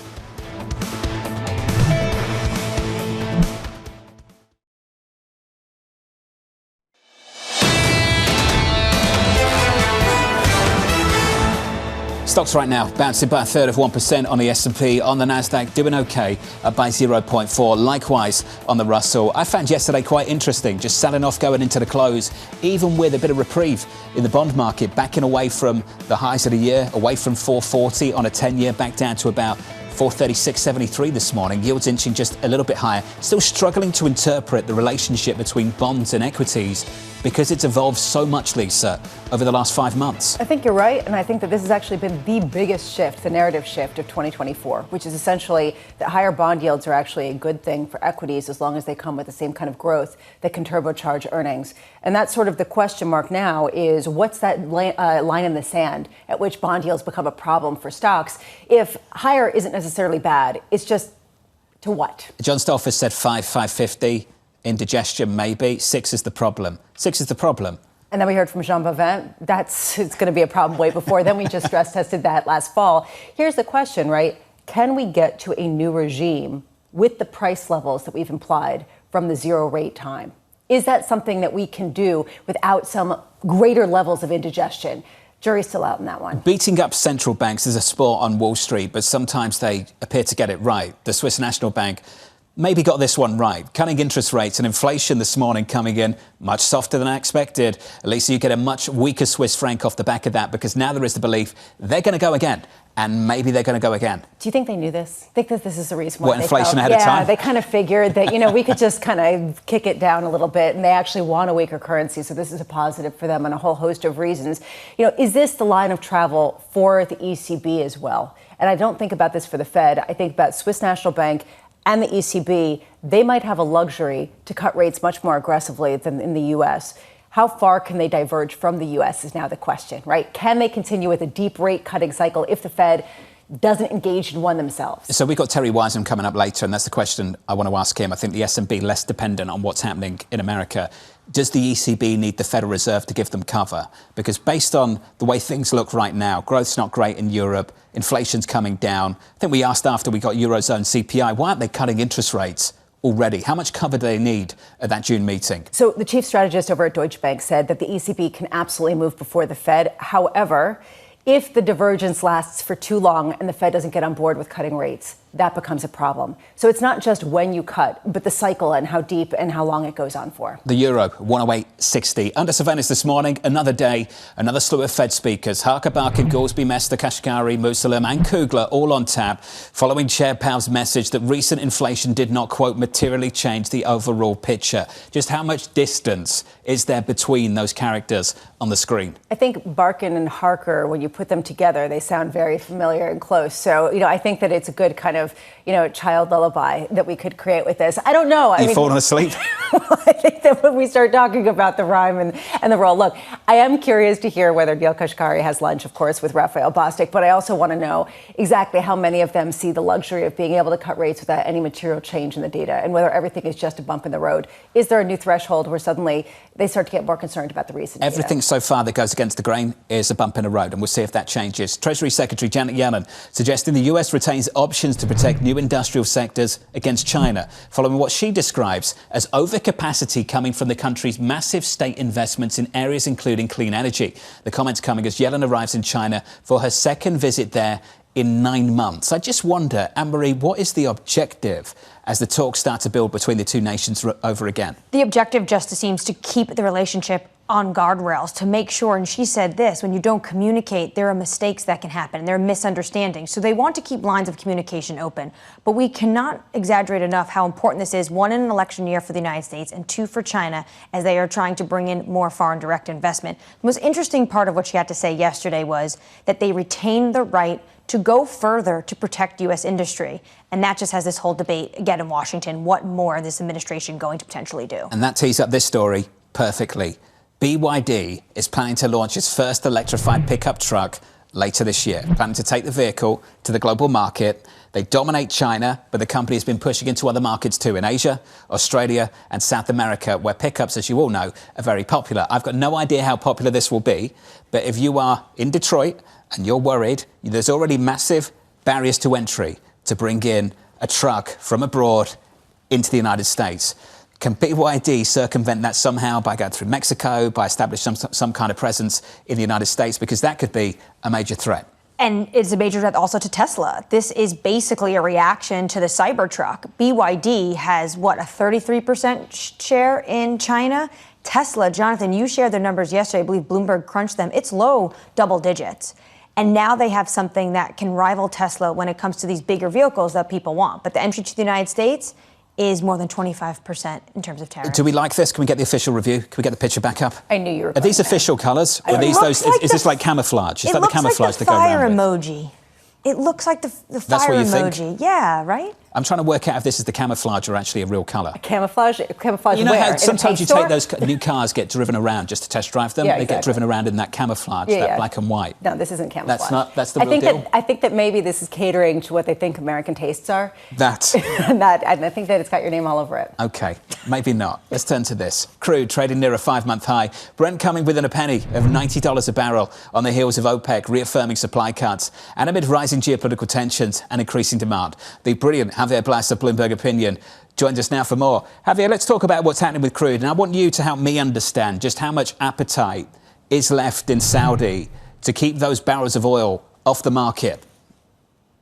Well, at least another 3 months of production cuts from Saudi Arabia. They want oil as close as they can to $100, and they are pushing for it. I have argued that OPEC could have traded a bit of pain in terms of lower prices, perhaps towards $75, $80, and release production starting in this quarter, in the second quarter. But OPEC just decided the opposite, and they seem to be really wanted to tighten the market towards $100. This is actually really important, Javier. Let's sit there. They want to tighten the market over $100 a barrel. Is this political, or is this because they want to issue some new securities and want to cash it at a higher rate? They want the oil. I mean, they see it as business. It perhaps also good politics for them. I mean, let's not kid ourselves. I think that the Saudis will prefer Donald Trump in the White House to Joe Biden. But this is about business. This is about money. The Saudis really need the money. And also they see $90 oil as very similar to what used to be $70 oil. They look at the cumulative inflation around the world and say, look, my barrel of oil doesn't buy me much goods today that compared to 5-10 years ago. I need to adjust prices for that inflation. This is fascinating, especially at a time where earlier this year and last year, U.S. oil production really overwhelmed any supply cuts that we saw coming out of OPEC Plus and created lower prices. Are we basically inferring here, based on pricing where it is, that U.S. oil production cannot offset some of the cuts that we are likely to see ongoing with the OPEC Plus members? I think it's clear that American oil production will grow this year at a lower rate than it did last year. Last year, it was a big surprise in terms of production. But what is really surprising many on the market, and I have been saying that the demand side is fine for the last 18 months, is demand, oil consumption growth continues to be quite healthy going into the new year, into 2024. We are now seeing more people revising the numbers higher. The market was around 1.2 million barrels a day of annual consumption growth only a few months ago. Now the consensus have moved into the 1.3, 1.4, some people even higher than that. So the demand is there, the demand growth is there. American oil production will grow this year, certainly, but probably we are going to need a bit of extra production from OPEC coming into the second year if we want prices to come down. If OPEC keeps the production as it is now, then we will move prices higher towards that $90 to $100 range. And that's going to mean higher gasoline prices. Javier, if you're, say, Amos Hochstein, and you're going to be talking to the Saudis about what the summer looks like, do you think there's a chance they say, we are going to tap the SPR, or you can release more oil? What do you think the Saudis would want to see? I think that probably the American officials will say you need to do what is right for your country. We'll do what is right for our country, and we will not want to see prices getting too close to $100 in a scenario where we also need inflation to come down so the Fed can help the economy. What the reaction of the Saudis is going to be, I don't know. I will remind that there's going to be pressure from other members of OPEC, and particularly thinking about the United Arab Emirates, to start soon releasing production into the market to avoid overheating. And also OPEC is on his interest to release production and not to effectively subsidize future growth of American production. Javier, given we've seen an uptick in the geopolitical risk in the oil market, how vulnerable are Iranian barrels of oil right now? Well, they will be vulnerable if the U.S. decided to really enforce those sanctions that it has on the country. But what we have seen from Washington over the last 18 months has been that there is very little appetite for the U.S. to really enforce the sanctions, or perhaps China can bypass completely those sanctions. But whatever is the reason, what we are seeing is that Iranian oil production remains quite robust, and his oil finds outlets, particularly in China. Javier, you've been covering this asset class for a long, long time. I just wonder what you make of what's happened recently. The breakout we're seeing, not just in crude, we're seeing it elsewhere as well, in cocoa, seeing it in precious metals, silver over the last few days, the last week, gold as well, all-time highs. Javier, how would you frame things for us at the moment? And don't forget about olive oil, Spanish olive oil in particular, very expensive. You want to go back there, huh?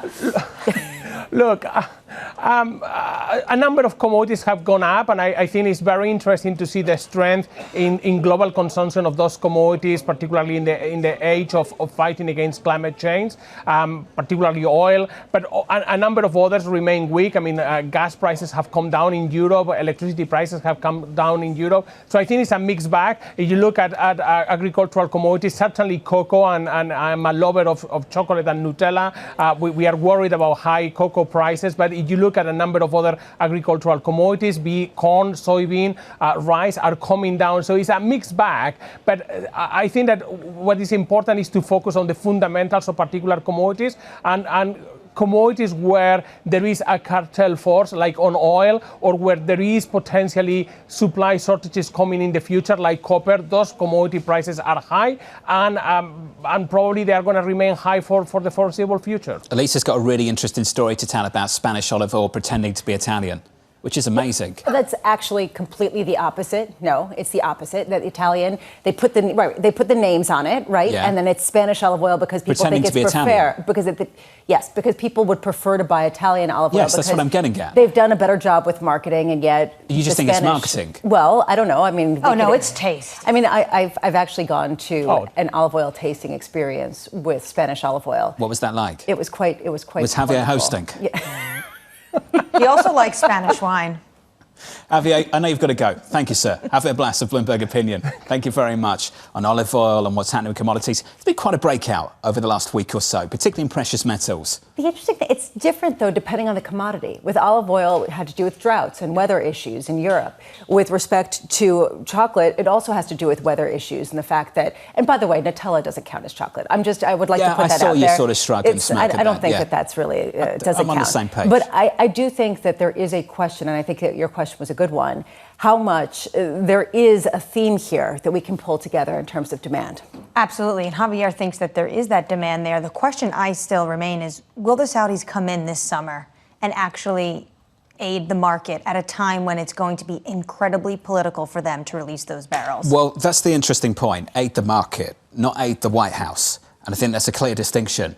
What would they need to see to give them reason to give aid to the market? What are they looking for? What kind of disruption would be a disruption too far? They're going to talk about supply and demand. But I think, and to Javier's point, what they would have to potentially see is if prices go above $100 a barrel. that would be a moment potentially for the kingdom to step in. Getting closer and closer, very close to 90 in yesterday's session on Brent, 89.99. Let's get you an update on stories elsewhere. Here's your Bloomberg brief with Yahira Heckes. Hey, Yahira. Hi, John. Carlyle Group CEO Harvey Schwartz was awarded a $187 million pay package in his first year running the private equity firm. Most of that was about $180 million of stock, which vests over several years and is based on how well the shares perform and how long he stays at the firm. He received a cash bonus of $6 million, which was double the size of his target.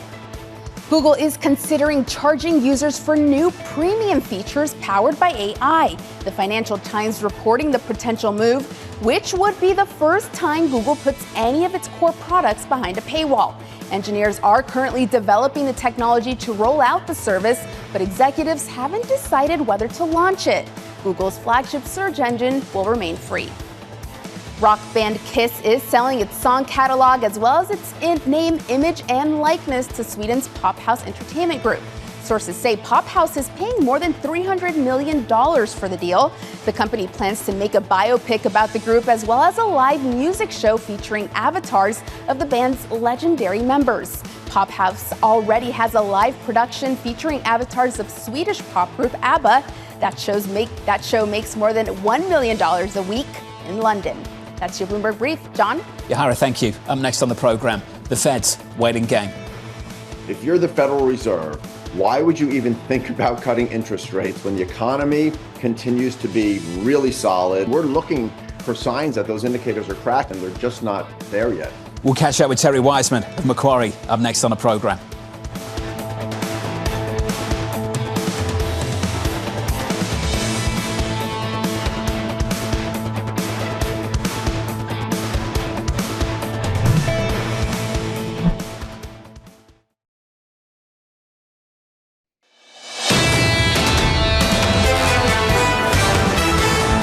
Stocks on the S&P 500 shaping up as follows. Equity futures right now positive 0.33%. Andrew Homnhorst of Citi just publishing base case. Job market continues to weaken. They're looking for 150 Friday. The Fed cuts 125 basis points this year, almost twice the cuts. Currently priced by the market. He's really holding the line on this one, Lisa. He's looking for weakness in this economy. So is that going to be a good thing for stocks? My argument would be probably not. That if the Fed is cutting for that reason, for weakness, that could potentially be a real problem on the margins. And then you'll have people coming saying it's a Fed put. So if your head's spinning, welcome. Have some coffee, maybe some Nutella. We can discuss. Hours 2. Under surveillance this morning. It's the Fed's waiting game. If you're the Federal Reserve, why would you even think about cutting interest rates when the economy continues to be really solid? Their MO is to sit on their hands, really not do anything until they have to, until one of those indicators starts to crack, right? And we're looking for signs that those indicators are cracked, and they're just not there yet. Here's the latest this morning. Treasury yields pulling away from 4-month highs after Fed Chair Jay Powell reinforced the central bank's wait-and-see approach. Terry Wiseman of Macquarie writing, quote, the US data hasn't been friendly to bondholders of late. The data causing traders to question the prospect of a Fed rate cut in June and that the FOMC would follow through on its 3 rate cuts this year. We haven't been too surprised by the bond market's response. Terry Wiseman, I'm pleased to say, is with us now. Terry, let's get into the bond market. At times, we've seen this sort of bear steepener come through, the sell-off at the long end, when we've been looking for that rally at the front end. How have you been sort of interpreting the latest moves we've seen across the curve? Well, I take a relative view of yields across the world, right? Because I think what drives perceptions in the narrative right now is just, U.S. exceptionalism, how well we've been doing in terms of our data relative to the rest of the world. And I'm mindful of the fact that if you look at the last 2 weeks or so, U.S. bond yields in the 10-year space have gone up by about 20 basis points off those lows we saw a few weeks ago. And maybe just immediately after the Jay Powell's press conference, but bond yields have gone up by only 10 basis points or so. And I think that points to the idea that, when I say that the data has not been friendly to bondholders, it certainly hasn't been friendly to U.S. bondholders, right? The data has been strong in the U.S., much stronger than the rest of the world, and that's the narrative now. And I think it's keeping the dollar, fairly strong as well. That's what I wanted to get into. Typically, when you see developments like that, you push it through foreign exchange. Would I have guessed 108 on euro dollar, maybe closer to 106? Perhaps? Yeah. Why has the euro and other currencies held up so well in the face of that? Maybe in part because the dollar is already too strong, right? That could be there's a case to be made for that, and that every time that the euro drops, there's a bid. Maybe that's what's keeping the euro in place. But I think that shouldn't dispel or dilute the narrative here, which is that for the last 3 months or so, we've seen in the market has seen a stronger U.S. economy relative to the rest of the world, and it had anticipated going into the beginning of this year. As we went into the beginning of this year, the narrative was about a slowing U.S. consumer, the exhaustion of the pandemic-era savings. That hasn't really manifested in a slower consumer yet, and at the same time, there's continuing disappointment in China. There's continuing disappointment in Europe as well. That narrative can continue to stay with us for a few more months, I believe. And if that happens, we might well see the euro come down again to 105, 106. When you talk about the narrative, there's a real disagreement right now on whether we're entering a new normal with a much higher benchmark rate or whether we're going back to something that was more normal pre-pandemic. We have Bill Dudley, former New York Fed president, coming up, and he thinks the market's right. They've been betting against the Fed, and the terminal rate is probably going to be around 375. Do you agree? Do you think that we're entering a time where rates just have to be a whole lot higher for a very long time in the United States? I do. And this speaks to the issue pertaining to the last mile of the fight against inflation and whether we're going to get to 2%, the Fed's target easily or not. I don't think it's going to be easy. There's some forces out there that are structural and they're militating in favor of lower inflation. One of them happens to be the overhang of manufacturing capacity in China, for example. Rents in the U.S. are likely to see their inflation rates moderate. But on the other hand, you have these medium-term and long-term structural issues, geopolitics and the upward pressure it's causing for oil prices, global warming and the prospect that it's going to cause upward pressure on agricultural prices. All of these problems we're seeing in shipping in the Panama Canal, in the Red Sea, now with the Northeastern Corridor, with the bridge collapse. Those things are medium-term, they're structural, right? Maybe it has to do with the outdatedness of infrastructure in the United States. Those are things that are going to keep inflation potentially high. Where we balance out is difficult to say, but one can easily read enough supply-side constraints out there to suggest that last mile is going to be tough. We've been struggling with understanding the relationship between stocks and bonds recently, and at what point bond yields become a problem for the easing in financial conditions that we've seen throughout financial markets, but particularly through stock prices near all-time highs. Is there a level, or at some point are people going to say higher yields are going to become restrictive over time? What are you looking for to understand a real trajectory for that relationship? So it's not the level of yields that matters as much as how fast they get to wherever you think they're going. If we were to wake up tomorrow and all of a sudden we had a massive positive inflation shock in the U.S. and we felt that the Fed was no longer going to ease, let's say, and as a result of that, the yield curve went, the inversion went away and we went back to steeping in a normal way with 10-year yields going up, of course it would hurt the stock market. Multiples would be compressed as a result of that.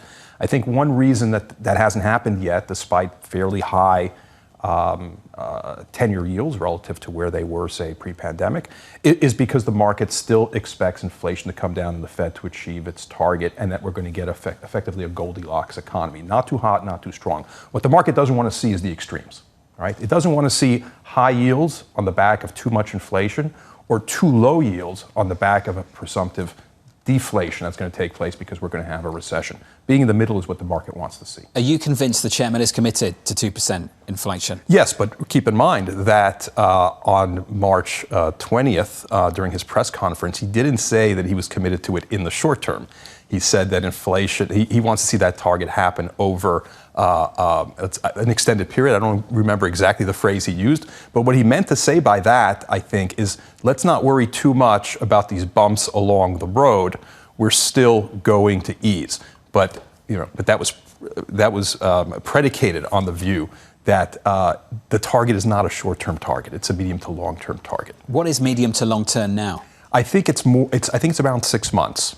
I think that there were enough studies coming out of the regional Feds that suggested that we would get to 2% inflation on core PCE around the middle of this year on a trailing 12-month basis. I think if the Fed sticks to that, I think they would want to see that happen by June or July. In the June or July data, of course, which we won't see until the third quarter. This might sound snarky. Is it a rolling 6 months? Is it just something they're always sort of shooting for 6 months out? Oh, I think it conceivably can become rolling, right? It's like that when you're on the road and in hot weather and you see that mirage of water out there and you get closer to it and it disappears and it's only a little further back along the road. Yeah, we can see a situation like that. I think here what we're talking about is not so much the data, but the outlook, right? As long as those things that determine inflation are still pointing downward, the market will not worry. But if we get a delay and it's coincident with something that seems inflationary, like a supply shock, then the market will give up on that prospect and eventually get to 2%. That's what I'm concerned with, by the way. I think the bigger threats out there come from the supply side of the economy, the global supply side, not so much the demand side. Terry, awesome to catch up with you. My pleasure. You, sir. Terry Wiseman there of Macquarie weighing in on the situation with the Federal Reserve, what it means for foreign exchange and beyond. Coming up on the programme, the third hour of Bloomberg Surveillance. Fantastic lineup for you. Chris Marangi of Gabelli, former New York Fed President Bill Dudley, Becky Frankiewicz of Manpower, and Bloomberg's Ed Ludlow. Your equity market on the S&P 500 going towards the opening bell, 94 minutes away. Equity futures positive, 0.33% from New York. This is Bloomberg.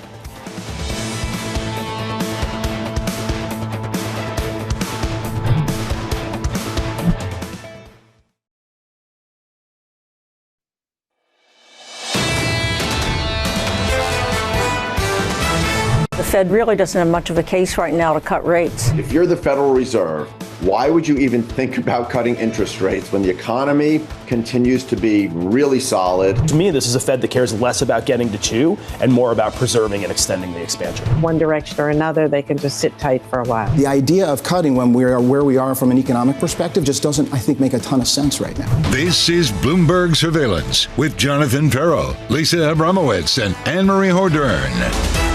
Big week for jobs data kicks off in a big way in the next 24 hours. We're going to get jobless claims in just a moment, 30 minutes away, then on to tomorrow morning, looking for payrolls. Payrolls, the estimate, just in and around 200k. A very punchy call coming from Citi's Andrew Honhorst. They're looking for 150 on Friday. They're looking for continued weakness.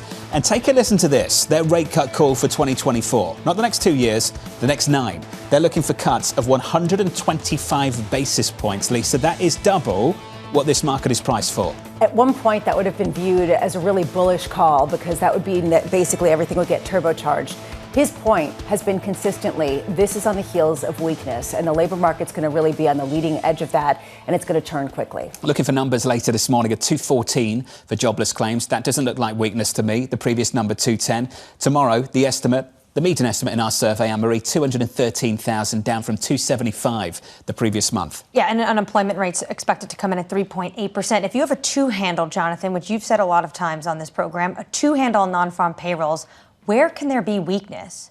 And then to your point, and to Terry's point, the mirage, just this 6 months, just keeps being pushed out for the year, and potentially we could see that rate cut, which why I thought Bostic was almost more interesting than Powell yesterday, who was similarly dovish as usual, Powell. But Bostic said, I actually see the rate cut down the line this year, and it's only going to be one. Mohamed El-Erian joined us on Fed Decision Day, and the question he asked at the time, the right one, how committed are they to that 2% inflation target? Has it now become a range of, say, 2 to 3? And if it is a 6-month rolling effort, the objective is just continually 6 months out, we will get there eventually. Does the market start to pick up on that? And I would argue maybe, just a suggestion, a hint in precious metals over the last few weeks, that the market might be. And that's also what you're seeing when it comes to real yields. That said, it does seem like, in general, you haven't seen inflation expectations pick up to the same degree you might expect. I'm thinking of the University of Michigan Sentiment Survey that call 500 people, and people say that it's not necessarily picking up all that much. I mean, is this something that we're going to rely on? Because you're not seeing people, wholesale freaking out in the bond market or in some of the futures markets about the potential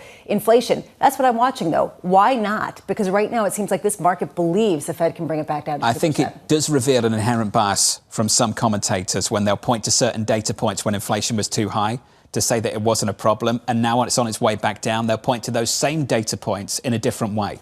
So at one point they're viable, and at another point they're not. Sometimes they're flawed, sometimes they're useful. The Federal Reserve's danced around that issue a million times as well. I remember when people said JOLTS wasn't an important indicator. Do you remember that? I remember that very clearly. And then JOLTS starts to move in the direction that's in favour for the Federal Reserve to cut interest rates, and guess what? Really important indicator. It shows we're sufficiently restrictive. Quits rates down. I'll put another one throw another wrench into the fire here. The idea that the data that we might get might be revised completely in a different direction in 6 months or a year's time. So this goes to this flawed concept of data dependency that we talked about a lot yesterday. How much can we be dependent on data that is inherently flawed and insufficient with, sort of low survey response levels, et cetera, et cetera? This is the compass that people have to look at the world with. That's the reason why it's the collection of data, and that's why our heads are spinning, because you can read it any way you'd like. How dependable is that data? Equities right now on the S&P 500 positive by a third of 1%. Yields picking up in the last couple of days. We are very close to 440 on a 10-year. Got there yesterday, backed away. 436.93, higher by 2 basis points this morning. The euro firmer by about a tenth or two of 1%, 108.53 on euro dollar, and crude 85.40. Coming up this hour, Chris Marangi of Gabelli Funds on his call for a soft landing, former New York Fed President Bill Dudley on why he thinks the Fed is wrong about how low rates will go, and Manpower's Becky Frankiewicz looking ahead to March payrolls tomorrow morning. We begin with our top story. Stocks mixed ahead of payrolls Friday. Fed Chair Jay Powell saying the recent data hasn't materially changed the overall picture. Chris Marangi of Gabelli Funds saying this: we see reduced odds of both recession and rate cuts converging towards a Goldilocks backdrop. Markets are strong, with Q1 returns driven by multiple expansion. Growth in large cap again outperformed value in small cap, but there was some rotation in March, which should continue in a soft landing. Chris is with us around the table. So, Chris, let's start there. Good morning. Good morning. Why can this rotation continue? Well, again, if you believe that we're in for a soft landing, and it sure doesn't feel like Goldilocks, but the data seems to indicate that maybe it is, then the smaller cap stocks, the more cyclically sensitive stocks, are going to do relatively better. People will stop hiding out in the mega cap tech, expecting higher rates. So is that energy, is that banks, the things that did well in March are going to be the winners in the next quarter too? Yeah, I'm not sure about banks. Banks are a little bit idiosyncratic because you're worried about some credit issues, particularly in commercial real estate, obviously. But yeah, in small cap industrials, which did well at the very end of last year, we'd expect it to continue to do well through the rest of the year. Chris, one of your sort of ways of thinking about the world is to select a small number of stocks and invest in them and do a lot of ground-up research on each one of them. We talk a lot of the macro picture. How much of the macro picture has caused you to shift some of what you're holding currently? Well, I'd even step back. I mean, we're not just picking stocks individually. We're picking industries where over long periods of time, companies can create for themselves sustainable competitive advantage, irrespective of the economic backdrop. Obviously, the economy is an input into our models. We're thinking about as we think about earnings and we think about multiples. So we do pivot on occasion. I think we're feeling, despite what I said about soft landing, in general, we tend to be a little defensive. We tend to like less cyclical recurring revenue names. We like some of the rate-sensitive names today, some like utilities, even Staples, which had a tough day yesterday. So we think about all those things as we come up with our private market value, but ultimately we're looking for stocks that are cheap. It's interesting to me that you're picking stocks that are more rate sensitive at a time when that's one of the big disagreements. We've been talking this morning about at what point do bond yields really pose a problem to stocks. Do you think that there is a resiliency baked in just simply because of the growth picture that's allowed yields to climb? Well, yeah, obviously a lot of those stocks got killed over the last year and don't think rates are going up.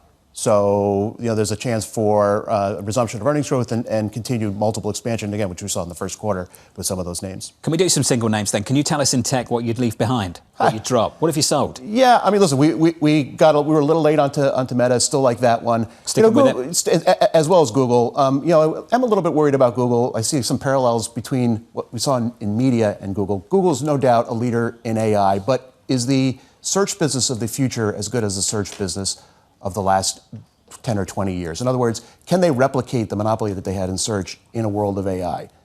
And I'm not sure that they can do that to the extent that they once did. When you say there are similar problems in media, is that what you mean by that? The challenge that AI presents, or something else? It's the whole analog dollars for digital dimes type trade-off. And obviously, AI is more expensive, unclear how they monetize it, although there are increasing signs that they can monetize it either through subscription, as we saw yesterday, working with distributors like Apple, et cetera. But is that world going to be as good as it once was for Google? Now, Google, of course, does not trade at a particularly steep valuation. It actually trades at a discount to the market. So much of that has already been priced in, was priced in last year. But you're staying with that name for now? We're staying with that name for now. OK, I want to introduce Disney into the conversation as well. You mentioned media. Big win for Bob Iger just yesterday. What is he doing right? What is he doing wrong? Yeah, Trump-Biden, this was not. I think this was a foregone conclusion. There's no doubt that Iger's got the magic touch, and he's done a great job with Disney. But Disney does have its issues, including finding a successor to Bob Iger, which was certainly highlighted in the Trian proposal. Still something that they need to deal with. Listen, Disney has an unrivaled stable of brands. And they've got the parks business, which is doing great, and continue to do great. I don't know what they do with ESPN. That's a big question mark. And the stock has obviously had a huge run, a sneaky huge run in the backdrop of this Trian fight. And it's not cheap here. Well, let's talk about some of Trian's proposals and what might still get effectuated, because it did garner as much support as it did among investors. The idea of running more like Netflix, the idea of distributing more of the potential cash flow to shareholders, and spinning off ESPN or doing something. What of those do you think is most likely to go through? Well, I think all of those are under consideration, obviously, at all times. You know, among the other things that I think has been focused on is continue to focus on the parks and reinvest in the parks, which is a very good business, which Comcast, which owns, of course, the Universal Parks, has done to a very great extent. I think that's going to happen. You know, as far as I think there has been a reinvigoration of the content investment, looking for more originals. That, of course, was impacted by the pandemic as well as the strike. Put a little bit of an air pocket in that. But so we'll see what happens over the next few years with the slate. You're not going to see that overnight, for sure. Chris, can we talk about the importance of leadership?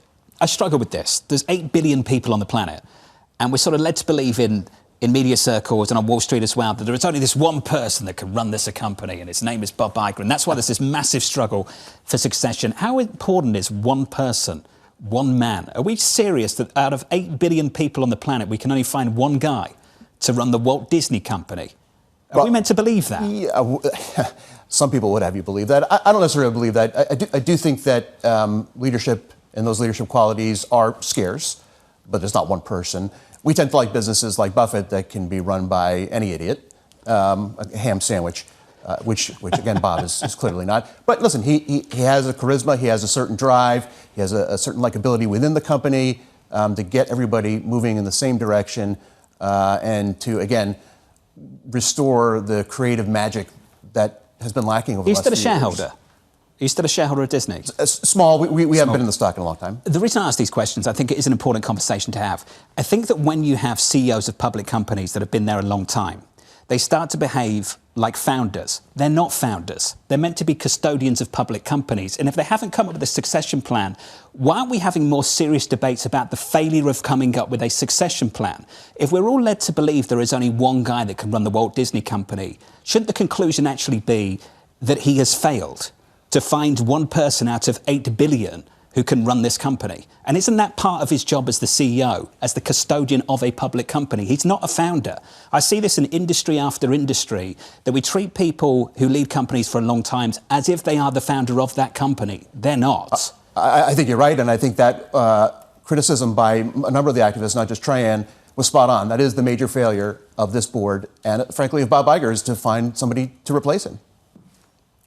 I mean, I think it's an important point, and I think that this kind of goes to the moment that we're in also, because it's in politics and it's in business, and it sort of points to this issue that anyone new is going to be controversial because they have to put a new spin on a company that's established itself in a far less controversial moment. So Nelson Peltz's point, I think, is a valid one, and I wonder which other companies out there need the same treatment. Can you think of some right now? Well, we certainly have plenty of founder-led companies in media and technology, obviously, and you know, coming to. Well, founders, excluding founders from this conversation, they gave birth to these companies. I'm talking about people who are in these seats that are acting like founders when they're not. Yeah. That's the issue that I've got. I won't name names, but I will say that, Lisa said, what changes can we expect? I think you're going to see a lot more activity on the succession front at Disney soon. At least, you know, we've got a stable of individuals who are being talked about. I don't know what kind of process they're going to run, but you're going to hear a lot more about those individuals over the next year. Fascinating. Forgive the rant. I'm not that passionate about it. Chris, thank you. Chris Morangi of Gabelli Funds on the latest in media and elsewhere. Let's give an update on stories elsewhere this morning. Here is your Bloomberg Brief with Yahara Hackes. Hey, Yahara. Hi, John. Boeing's crisis has left major airlines desperate for planes, sending the cost of used jet rentals to the highest level in years. As Boeing slows production following January's Alaska Airlines door blowout, competitor Airbus is struggling to lift output, leaving airlines searching for the largest single-aisle jets they can find. Monthly rents for those jets now topping out around $335,000. Lessors are gaining leverage and likely to shift planes to airlines willing to pay a premium. Disney shareholders shot down activist investor Nelson Peltz's effort to win seats on the company's board. Investors voted to re-elect all 12 of the company-backed board members, including CEO Bob Iger, ending the most expensive corporate proxy fight in history. Peltz Trion Fund Management holds a more than $3.5 billion stake in Disney. It has been trying to get seats on the board to address lagging shareholder returns and what it sees as inadequate corporate governance. Tesla CEO Elon Musk says he's boosting pay for AI engineers as the company deals with a talent war. Musk posting on X that OpenAI has been, quote, aggressively recruiting Tesla engineers with massive compensation offers and have unfortunately been successful in a few cases. Musk going on to say the talent war for AI engineers is the, quote, craziest he's ever seen. The tech billionaire is pursuing AI projects through Tesla and his XAI startup. That's your Bloomberg Brief. John? Yahara, thank you. Up next on the programme, it's the markets versus the Fed. Given the strength of the economy and progress on inflation so far, we have time to let the incoming data guide our decisions on policy. That conversation up next, live from New York. Good morning.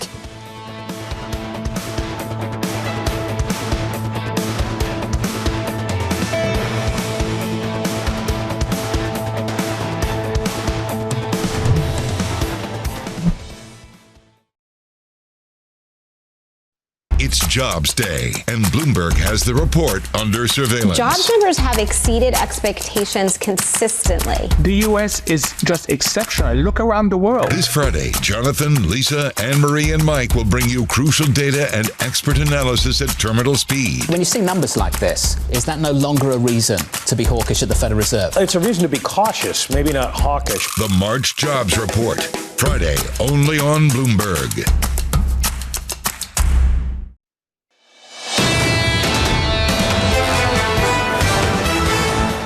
Live from New York City, equities positive 1/3% on the S&P. Under surveillance this morning, it's the markets versus the Fed.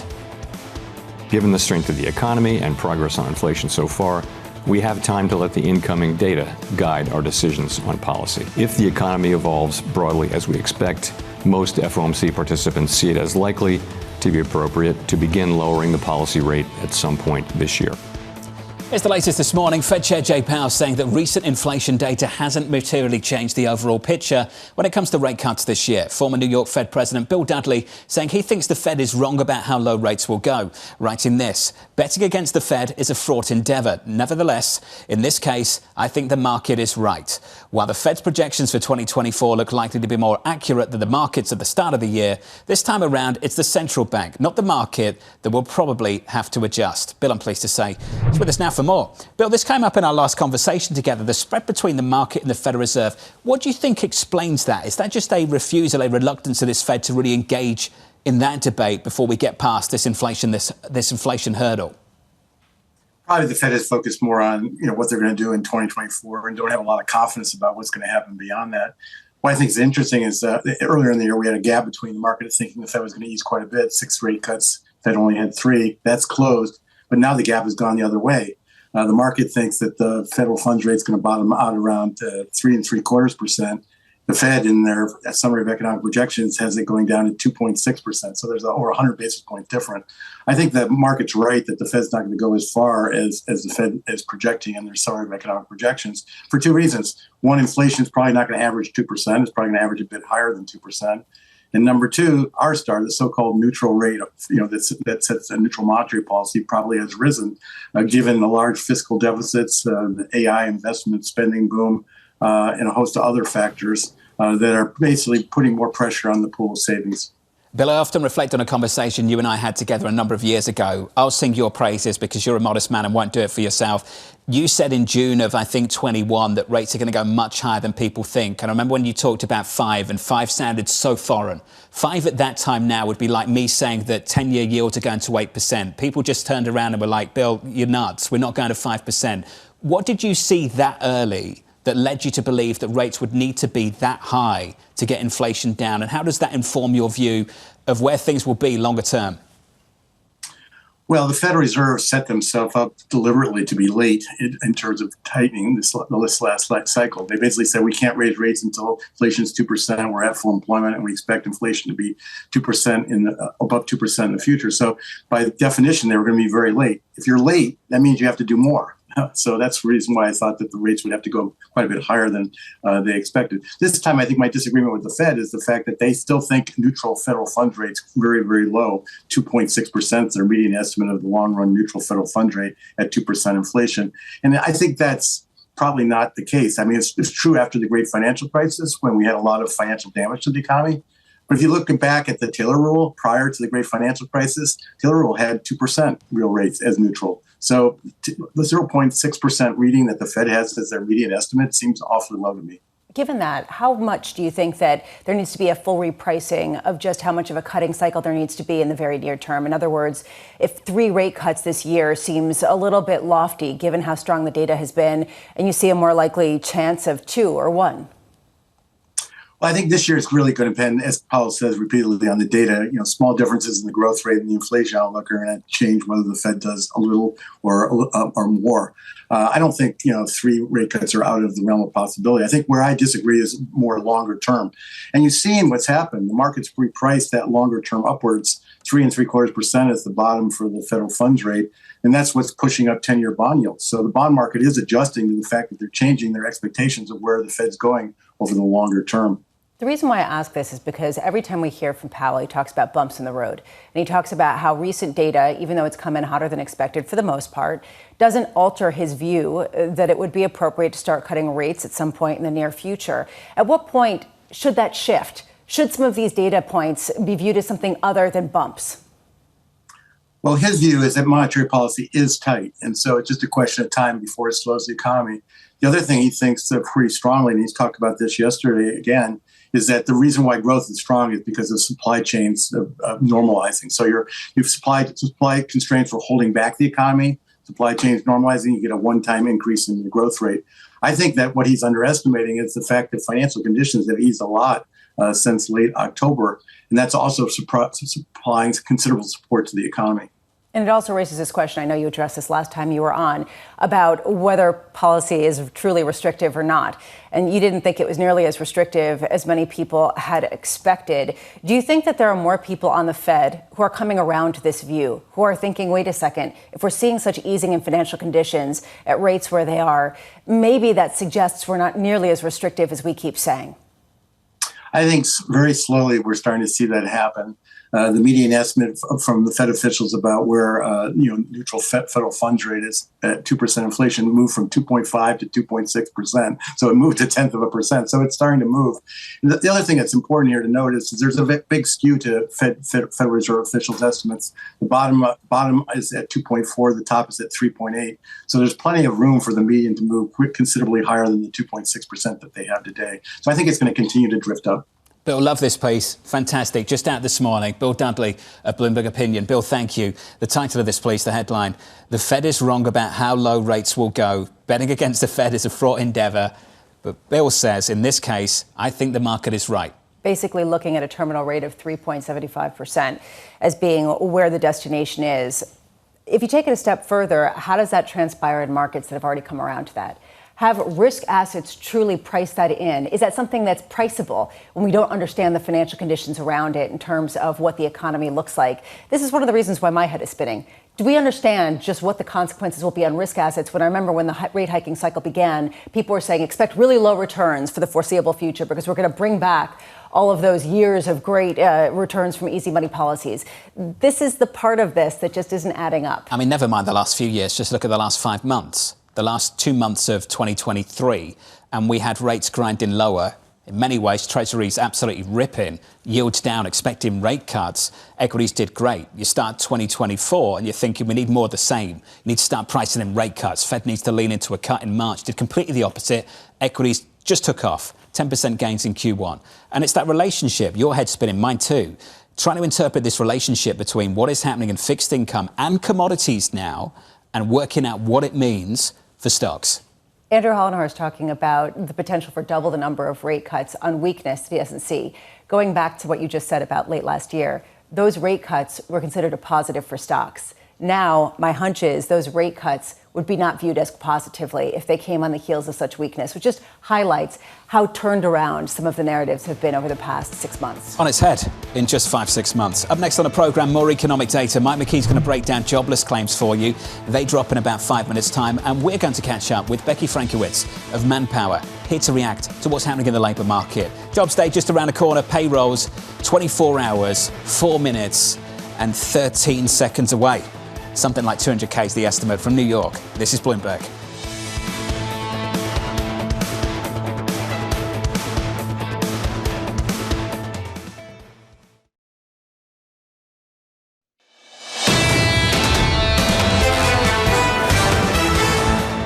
Equities positive going into the opening bell, 60 minutes away. Equity futures on the S&P 500 up by, let's call it, 1/3%. Going into jobless claims, that data just around the corner. Looking for something in and around, once again, something close to 210,000. Looking at the Nasdaq, positive by 0.4%. Take a sneak peek at the bond market going into this economic data. We look a little something like this on a 10-year yield higher by 2 basis points, 436.93. With economic data, here's Mike McKee. Good morning, Mike. Good morning. Well, we have a slight rise in the jobless claims numbers for last week, 221,000, as opposed to the initially reported 210 last week. We'll see what the revision is. On a continuing basis, though, we drop 1,791,000 from 1,819,000, so a little bit of improvement there.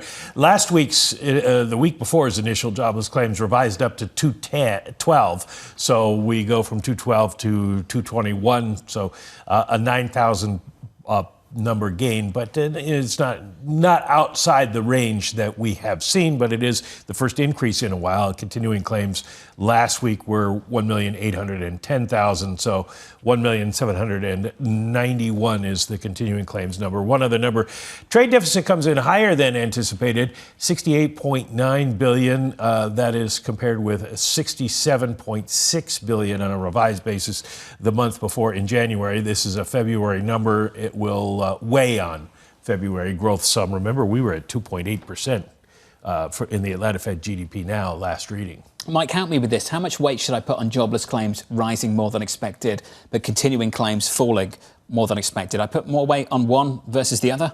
Not at this point. I mean, I think I would look to the continuing claims for a view of how the economy is doing. If they were rising, it would suggest two things: more people getting laid off and more people having a harder time finding new jobs. So at this point, it's all kind of noise. The changes on a week-to-week basis that we've seen isn't telling you that the economy, the labor market, is significantly weakening. Which is the reason why markets probably are not responding all that much, as the initial read is very little when I look across the screen. But I do wonder, Mike, when you talk to different economists, how slow-moving can things look before there can be sudden shifts, right? I mean, are we looking for some sort of sudden shift that Andrew Hollenhorst is reflecting in his note?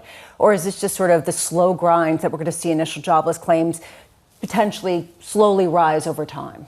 Well, history tells you that we do see, when you go into a recession, you can go into it very quickly. The data can change very quickly. But we have so much data now, it's hard to think that we would see a real huge shock in the employment numbers, and we haven't had one for a very long time. I mean, you can have them when you have bad weather, something like that, but at this point, the surprise would be not that we see a terrible number, but that we see a number that's way off from what economists anticipate. Wall Street thinking we're going to see a strong number tomorrow. They're at 227 on the whisper number, where the forecast is 213. So we always talk about this, and I think it's important, especially heading into tomorrow, which data matters most. And you pointed to, when we got the ADP report, that 10% figure in terms of wage gains that job switchers got. How important was that, given that people kind of question the relevancy of this particular set of data? Well, people are going to, the Fed is going to be taking a look at it, and they'll be looking at average hourly earnings. They prefer the ECI for a more accurate look at where wages and salaries are going, but we have seen average hourly earnings still over 4%. Great for the consumer, but the Fed thinks 3.5 is the top end of where you are seeing sustainable levels. So they'll be watching that. But it's the headline number and the unemployment rate that are going to get the most attention. on Wall Street and at the Fed, because Powell basically has laid that out in his last two speeches, that we won't feel a need to cut unless the labor market weakens significantly, because the rest of the economy seems to be doing fine. Mike McKee, thank you, sir. 221 is the number. Jobless claims the wrong kind of upside surprise. 221, the estimate 214. Setting things up for payrolls tomorrow morning. The estimate, if you are just joining us, in our survey, the median estimate is 213,000. The previous number is 275. Quick snapshot of the markets for you. Equity futures still positive by 0.4%. It's a lift for the equity market, up by 0.5% on the Nasdaq. Yield still elevated, interestingly. If we switch up the board and get to the bond market, the 10-year still higher by about 2 basis points, Lisa. Personally, I was looking for that to back away off the back of that claims number. Didn't happen. The fact that you don't get much of a reaction in markets tells you that people are kind of discounting this as noise, at least for now, and that there have been so many data points that just, a miss by a couple thousand here or there isn't going to change the dial. Joining us now to discuss the labour market is Becky Frankowitz, the Chief Commercial Officer and North America President at Manpower Group. Becky, wonderful to catch up with you. One thing we love to do with you is talk about what's happening with temp workers, the shift between temp workers and permanent hires. Can you talk us through how that's evolved as the year has progressed?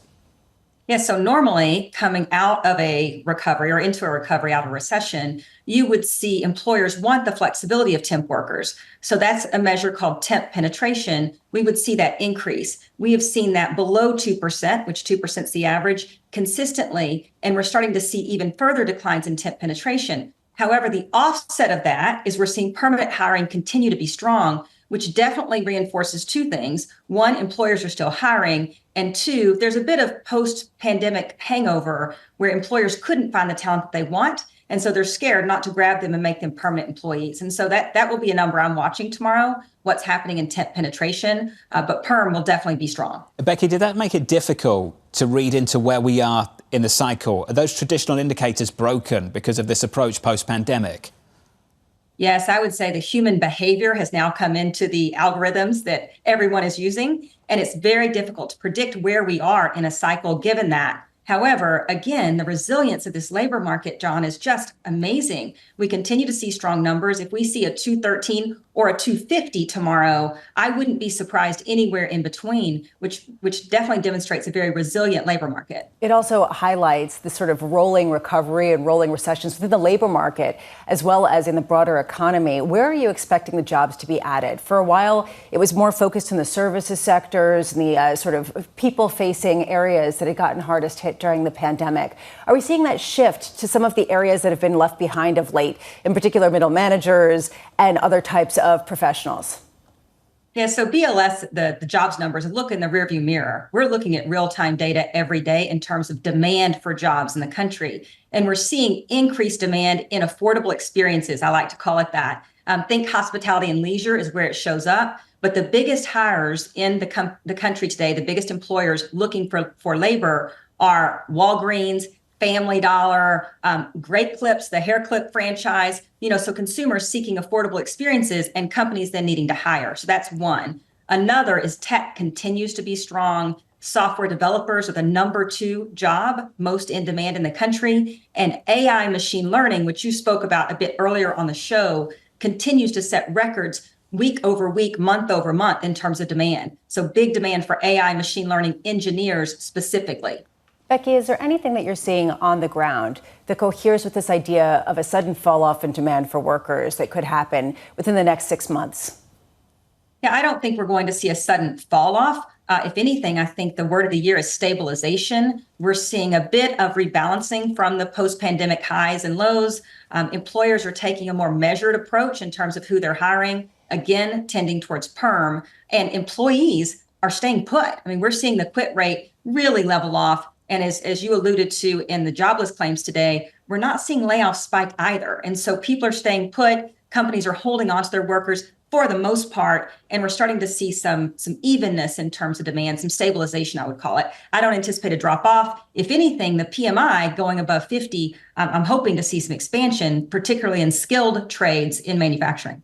I want to lean into that AI competition that you're seeing in the labor market, because Elon Musk, as we said earlier, called it the craziest he's ever seen. How difficult actually is to attract that talent that can fill this industry that's fueling the stock market? Well, I think first the question is the talent available? So attracting the talent is incredibly difficult because we don't have enough. AI machine learning engineers, the population of skill isn't large enough. So we have to upskill and reskill people into those jobs. But it is a very, very hot market. And let's just take a minute to define what in the world is an AI machine learning engineer. They're the people that write the algorithms. They do the user interface so that we as users can, log in and chat GPT, and it's a usable platform. So that's the kind of skill we're looking for. A lot of data analytics, programming experience. That's what you need to have adjacent skills to upskill into the AI machine learning engineers. Becky, not to weigh into the political sphere, but I am curious what you make of what Jerome Powell said yesterday about immigration and how much that has contributed to a robust labor market without sort of commensurate inflation.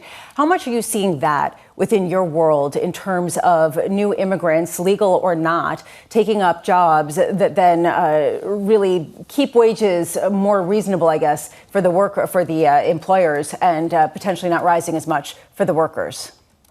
Yeah, I thought it was a very provocative point of view. I'm not sure we're not seeing that. We only hire people who, are legal, able to work in the country. But we do believe in immigration because we see that the structural economy has changed. We don't have enough workers. And so we don't have enough skilled workers, but we don't have enough workers. And so that would be our point of view, is we would support, anybody who can work. We want to have them access to work. But in terms of what is that got, hiding in the numbers, I think it goes back to the old algorithms aren't holding in this recovery. And it's one of the reasons that I would push on the Fed when we say they're waiting for the labor market to decline in order to cut rates.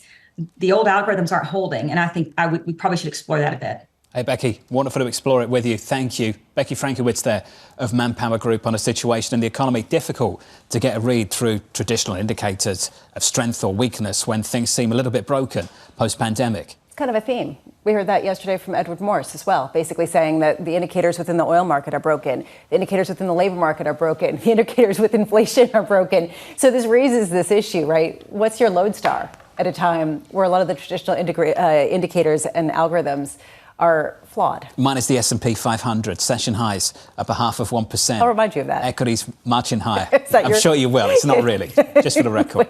Let's give an update on stories elsewhere this morning. Here is your Bloomberg Brief. Hira Hackers. Hey, Hira. Hi, John.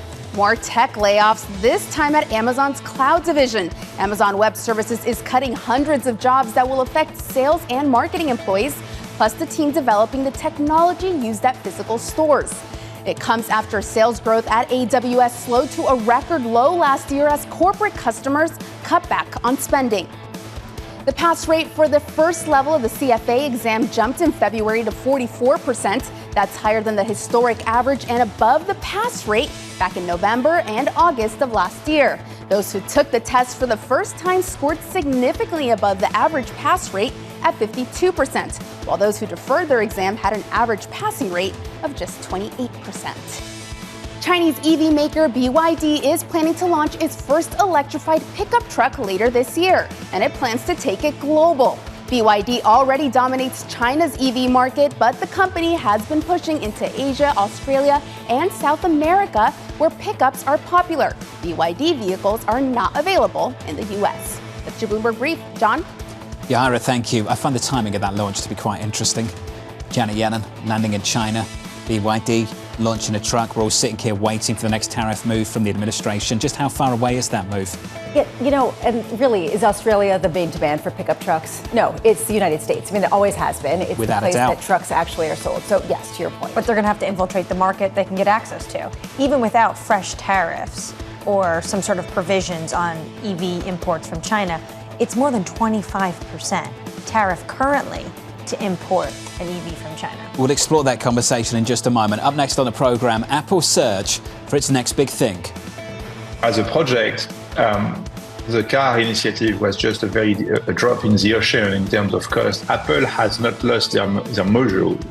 They either do things perfect or they don't do them.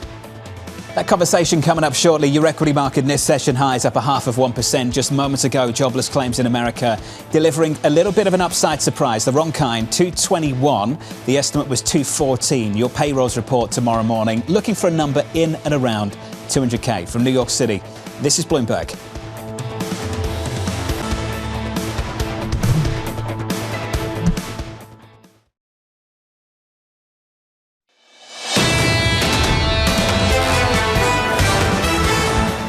Equities on the S&P positive by 0.5%. Just had jobless claims moments ago.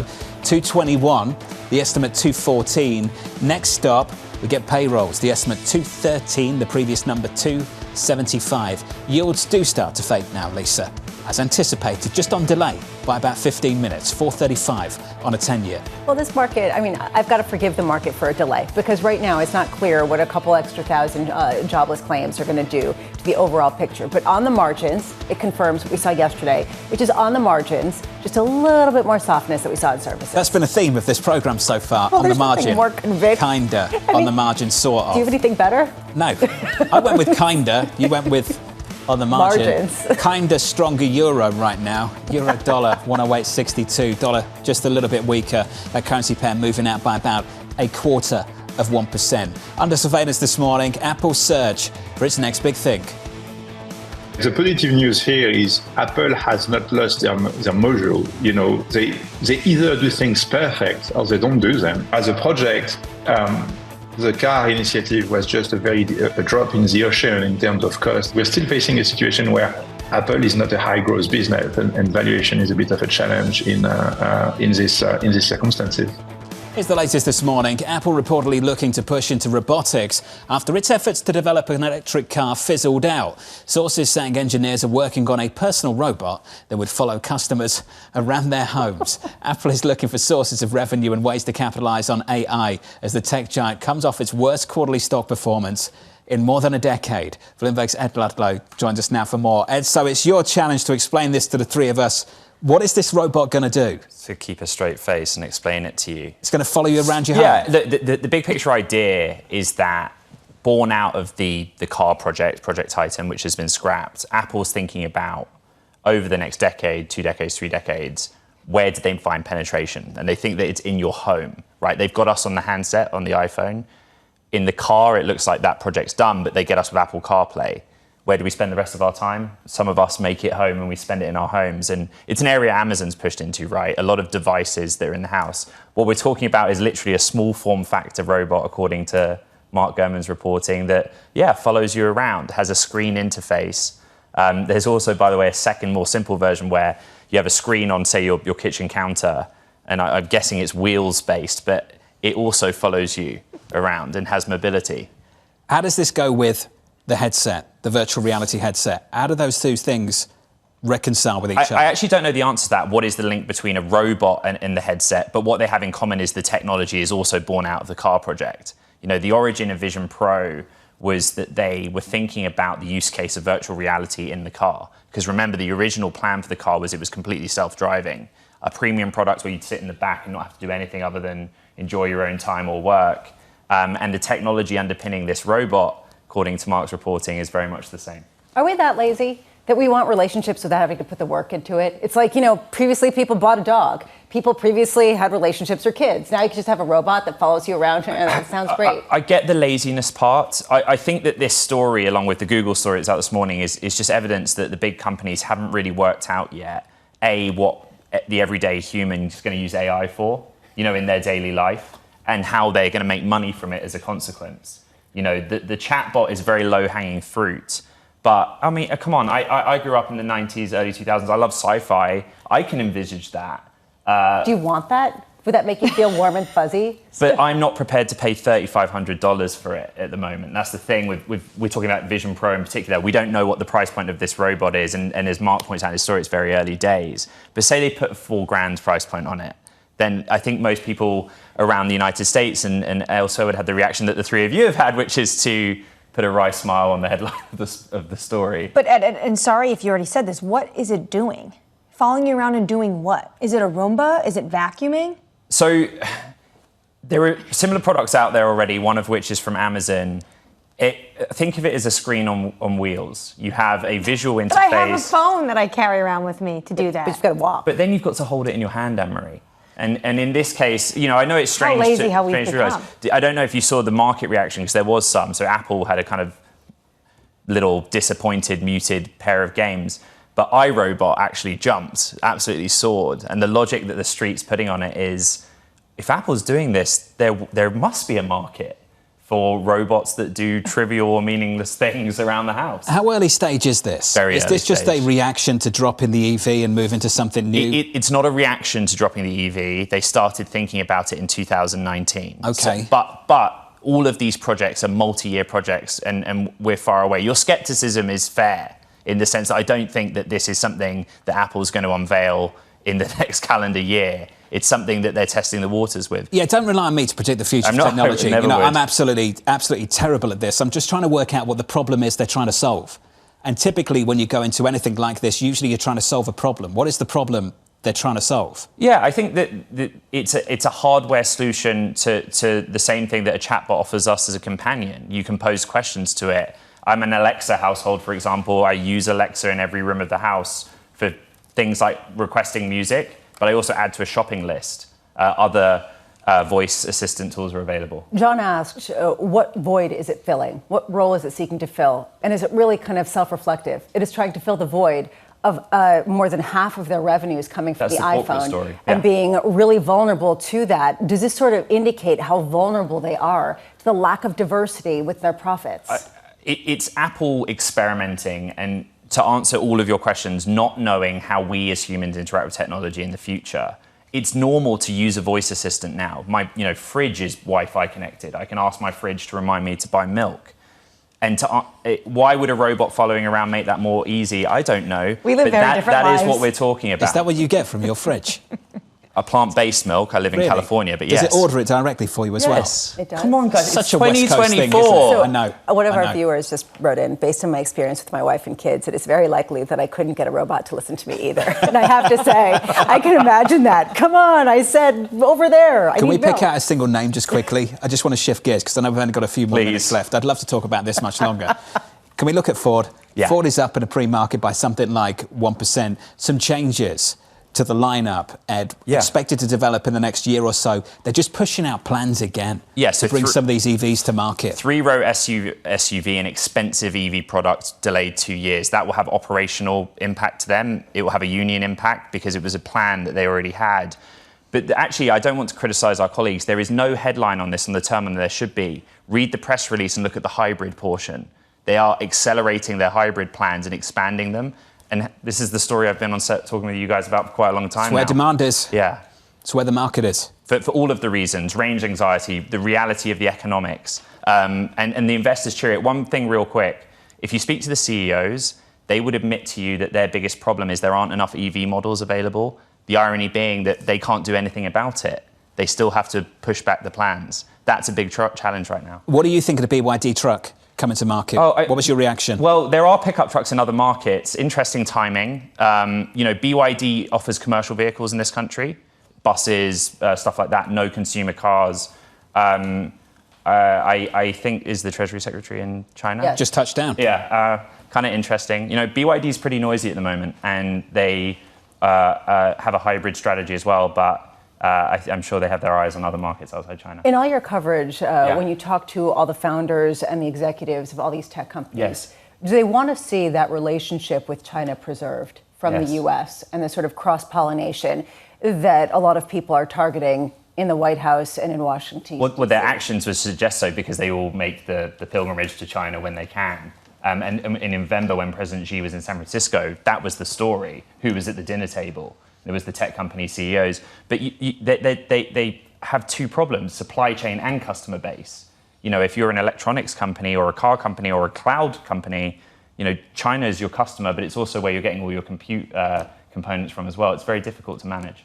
Thanks for trying this, Ed. Just to explain what's happening with Apple. Appreciate it. Ed Ludlow there. Thank you. Coming up on Bloomberg Technology in a few hours' time alongside Caroline Hyde. Look out for that. Coming up tomorrow morning, this is what we'll be talking about. Payrolls Friday. Fantastic lineup for you as always. Sarah House of Wells Fargo, Priya Misra of JP Morgan, former Fed Governor Randy Gersner, and Mohammed Al-Erin of Queen's College, Cambridge. That conversation is going to dominate things, Lisa, tomorrow morning. I'm still just thinking about the robot. I'm just thinking about whether it actually fills a role or whether it's just companionship at a time where it seems like, people are trying Still on the robot? I can't get past it. I'm thinking, does it get in your way? Do you end up kicking it by accident? Does it end up talking to you? Does it remind you of things repeatedly when you don't do them? I mean, is it naggy? Well, this is the issue. Sounds like a spouse. Is that what you're describing? I'm not saying. Personal? No, I think one of her kids is asking. Where that was coming. I'm just saying, is it, something it's a bother, or how does it become a joy? I think to John's point, they haven't figured out the use case, because what problem is it solving? And until we know that, we don't really know what this robot's going to do. Also, everyone's concerned on Alexa listening to you, potentials for national security. You want to put a robot in your home, listening to all your conversations, following you around? It's kind of weird. I was trying really hard to talk about payrolls, so let's go solo. Equities right now on the S&P 500, positive 0.6%. What is there to say? Jobless claims, an upside surprise. Payrolls tomorrow morning. Your bond market, yields pulling back by 2 basis points. Job. Go away. 432.93. Trying to tee up payrolls, robots. But Stop this is real. The opening bell, 34 minutes away from New York City. We're going to do better tomorrow. This was Bloomberg Surveillance.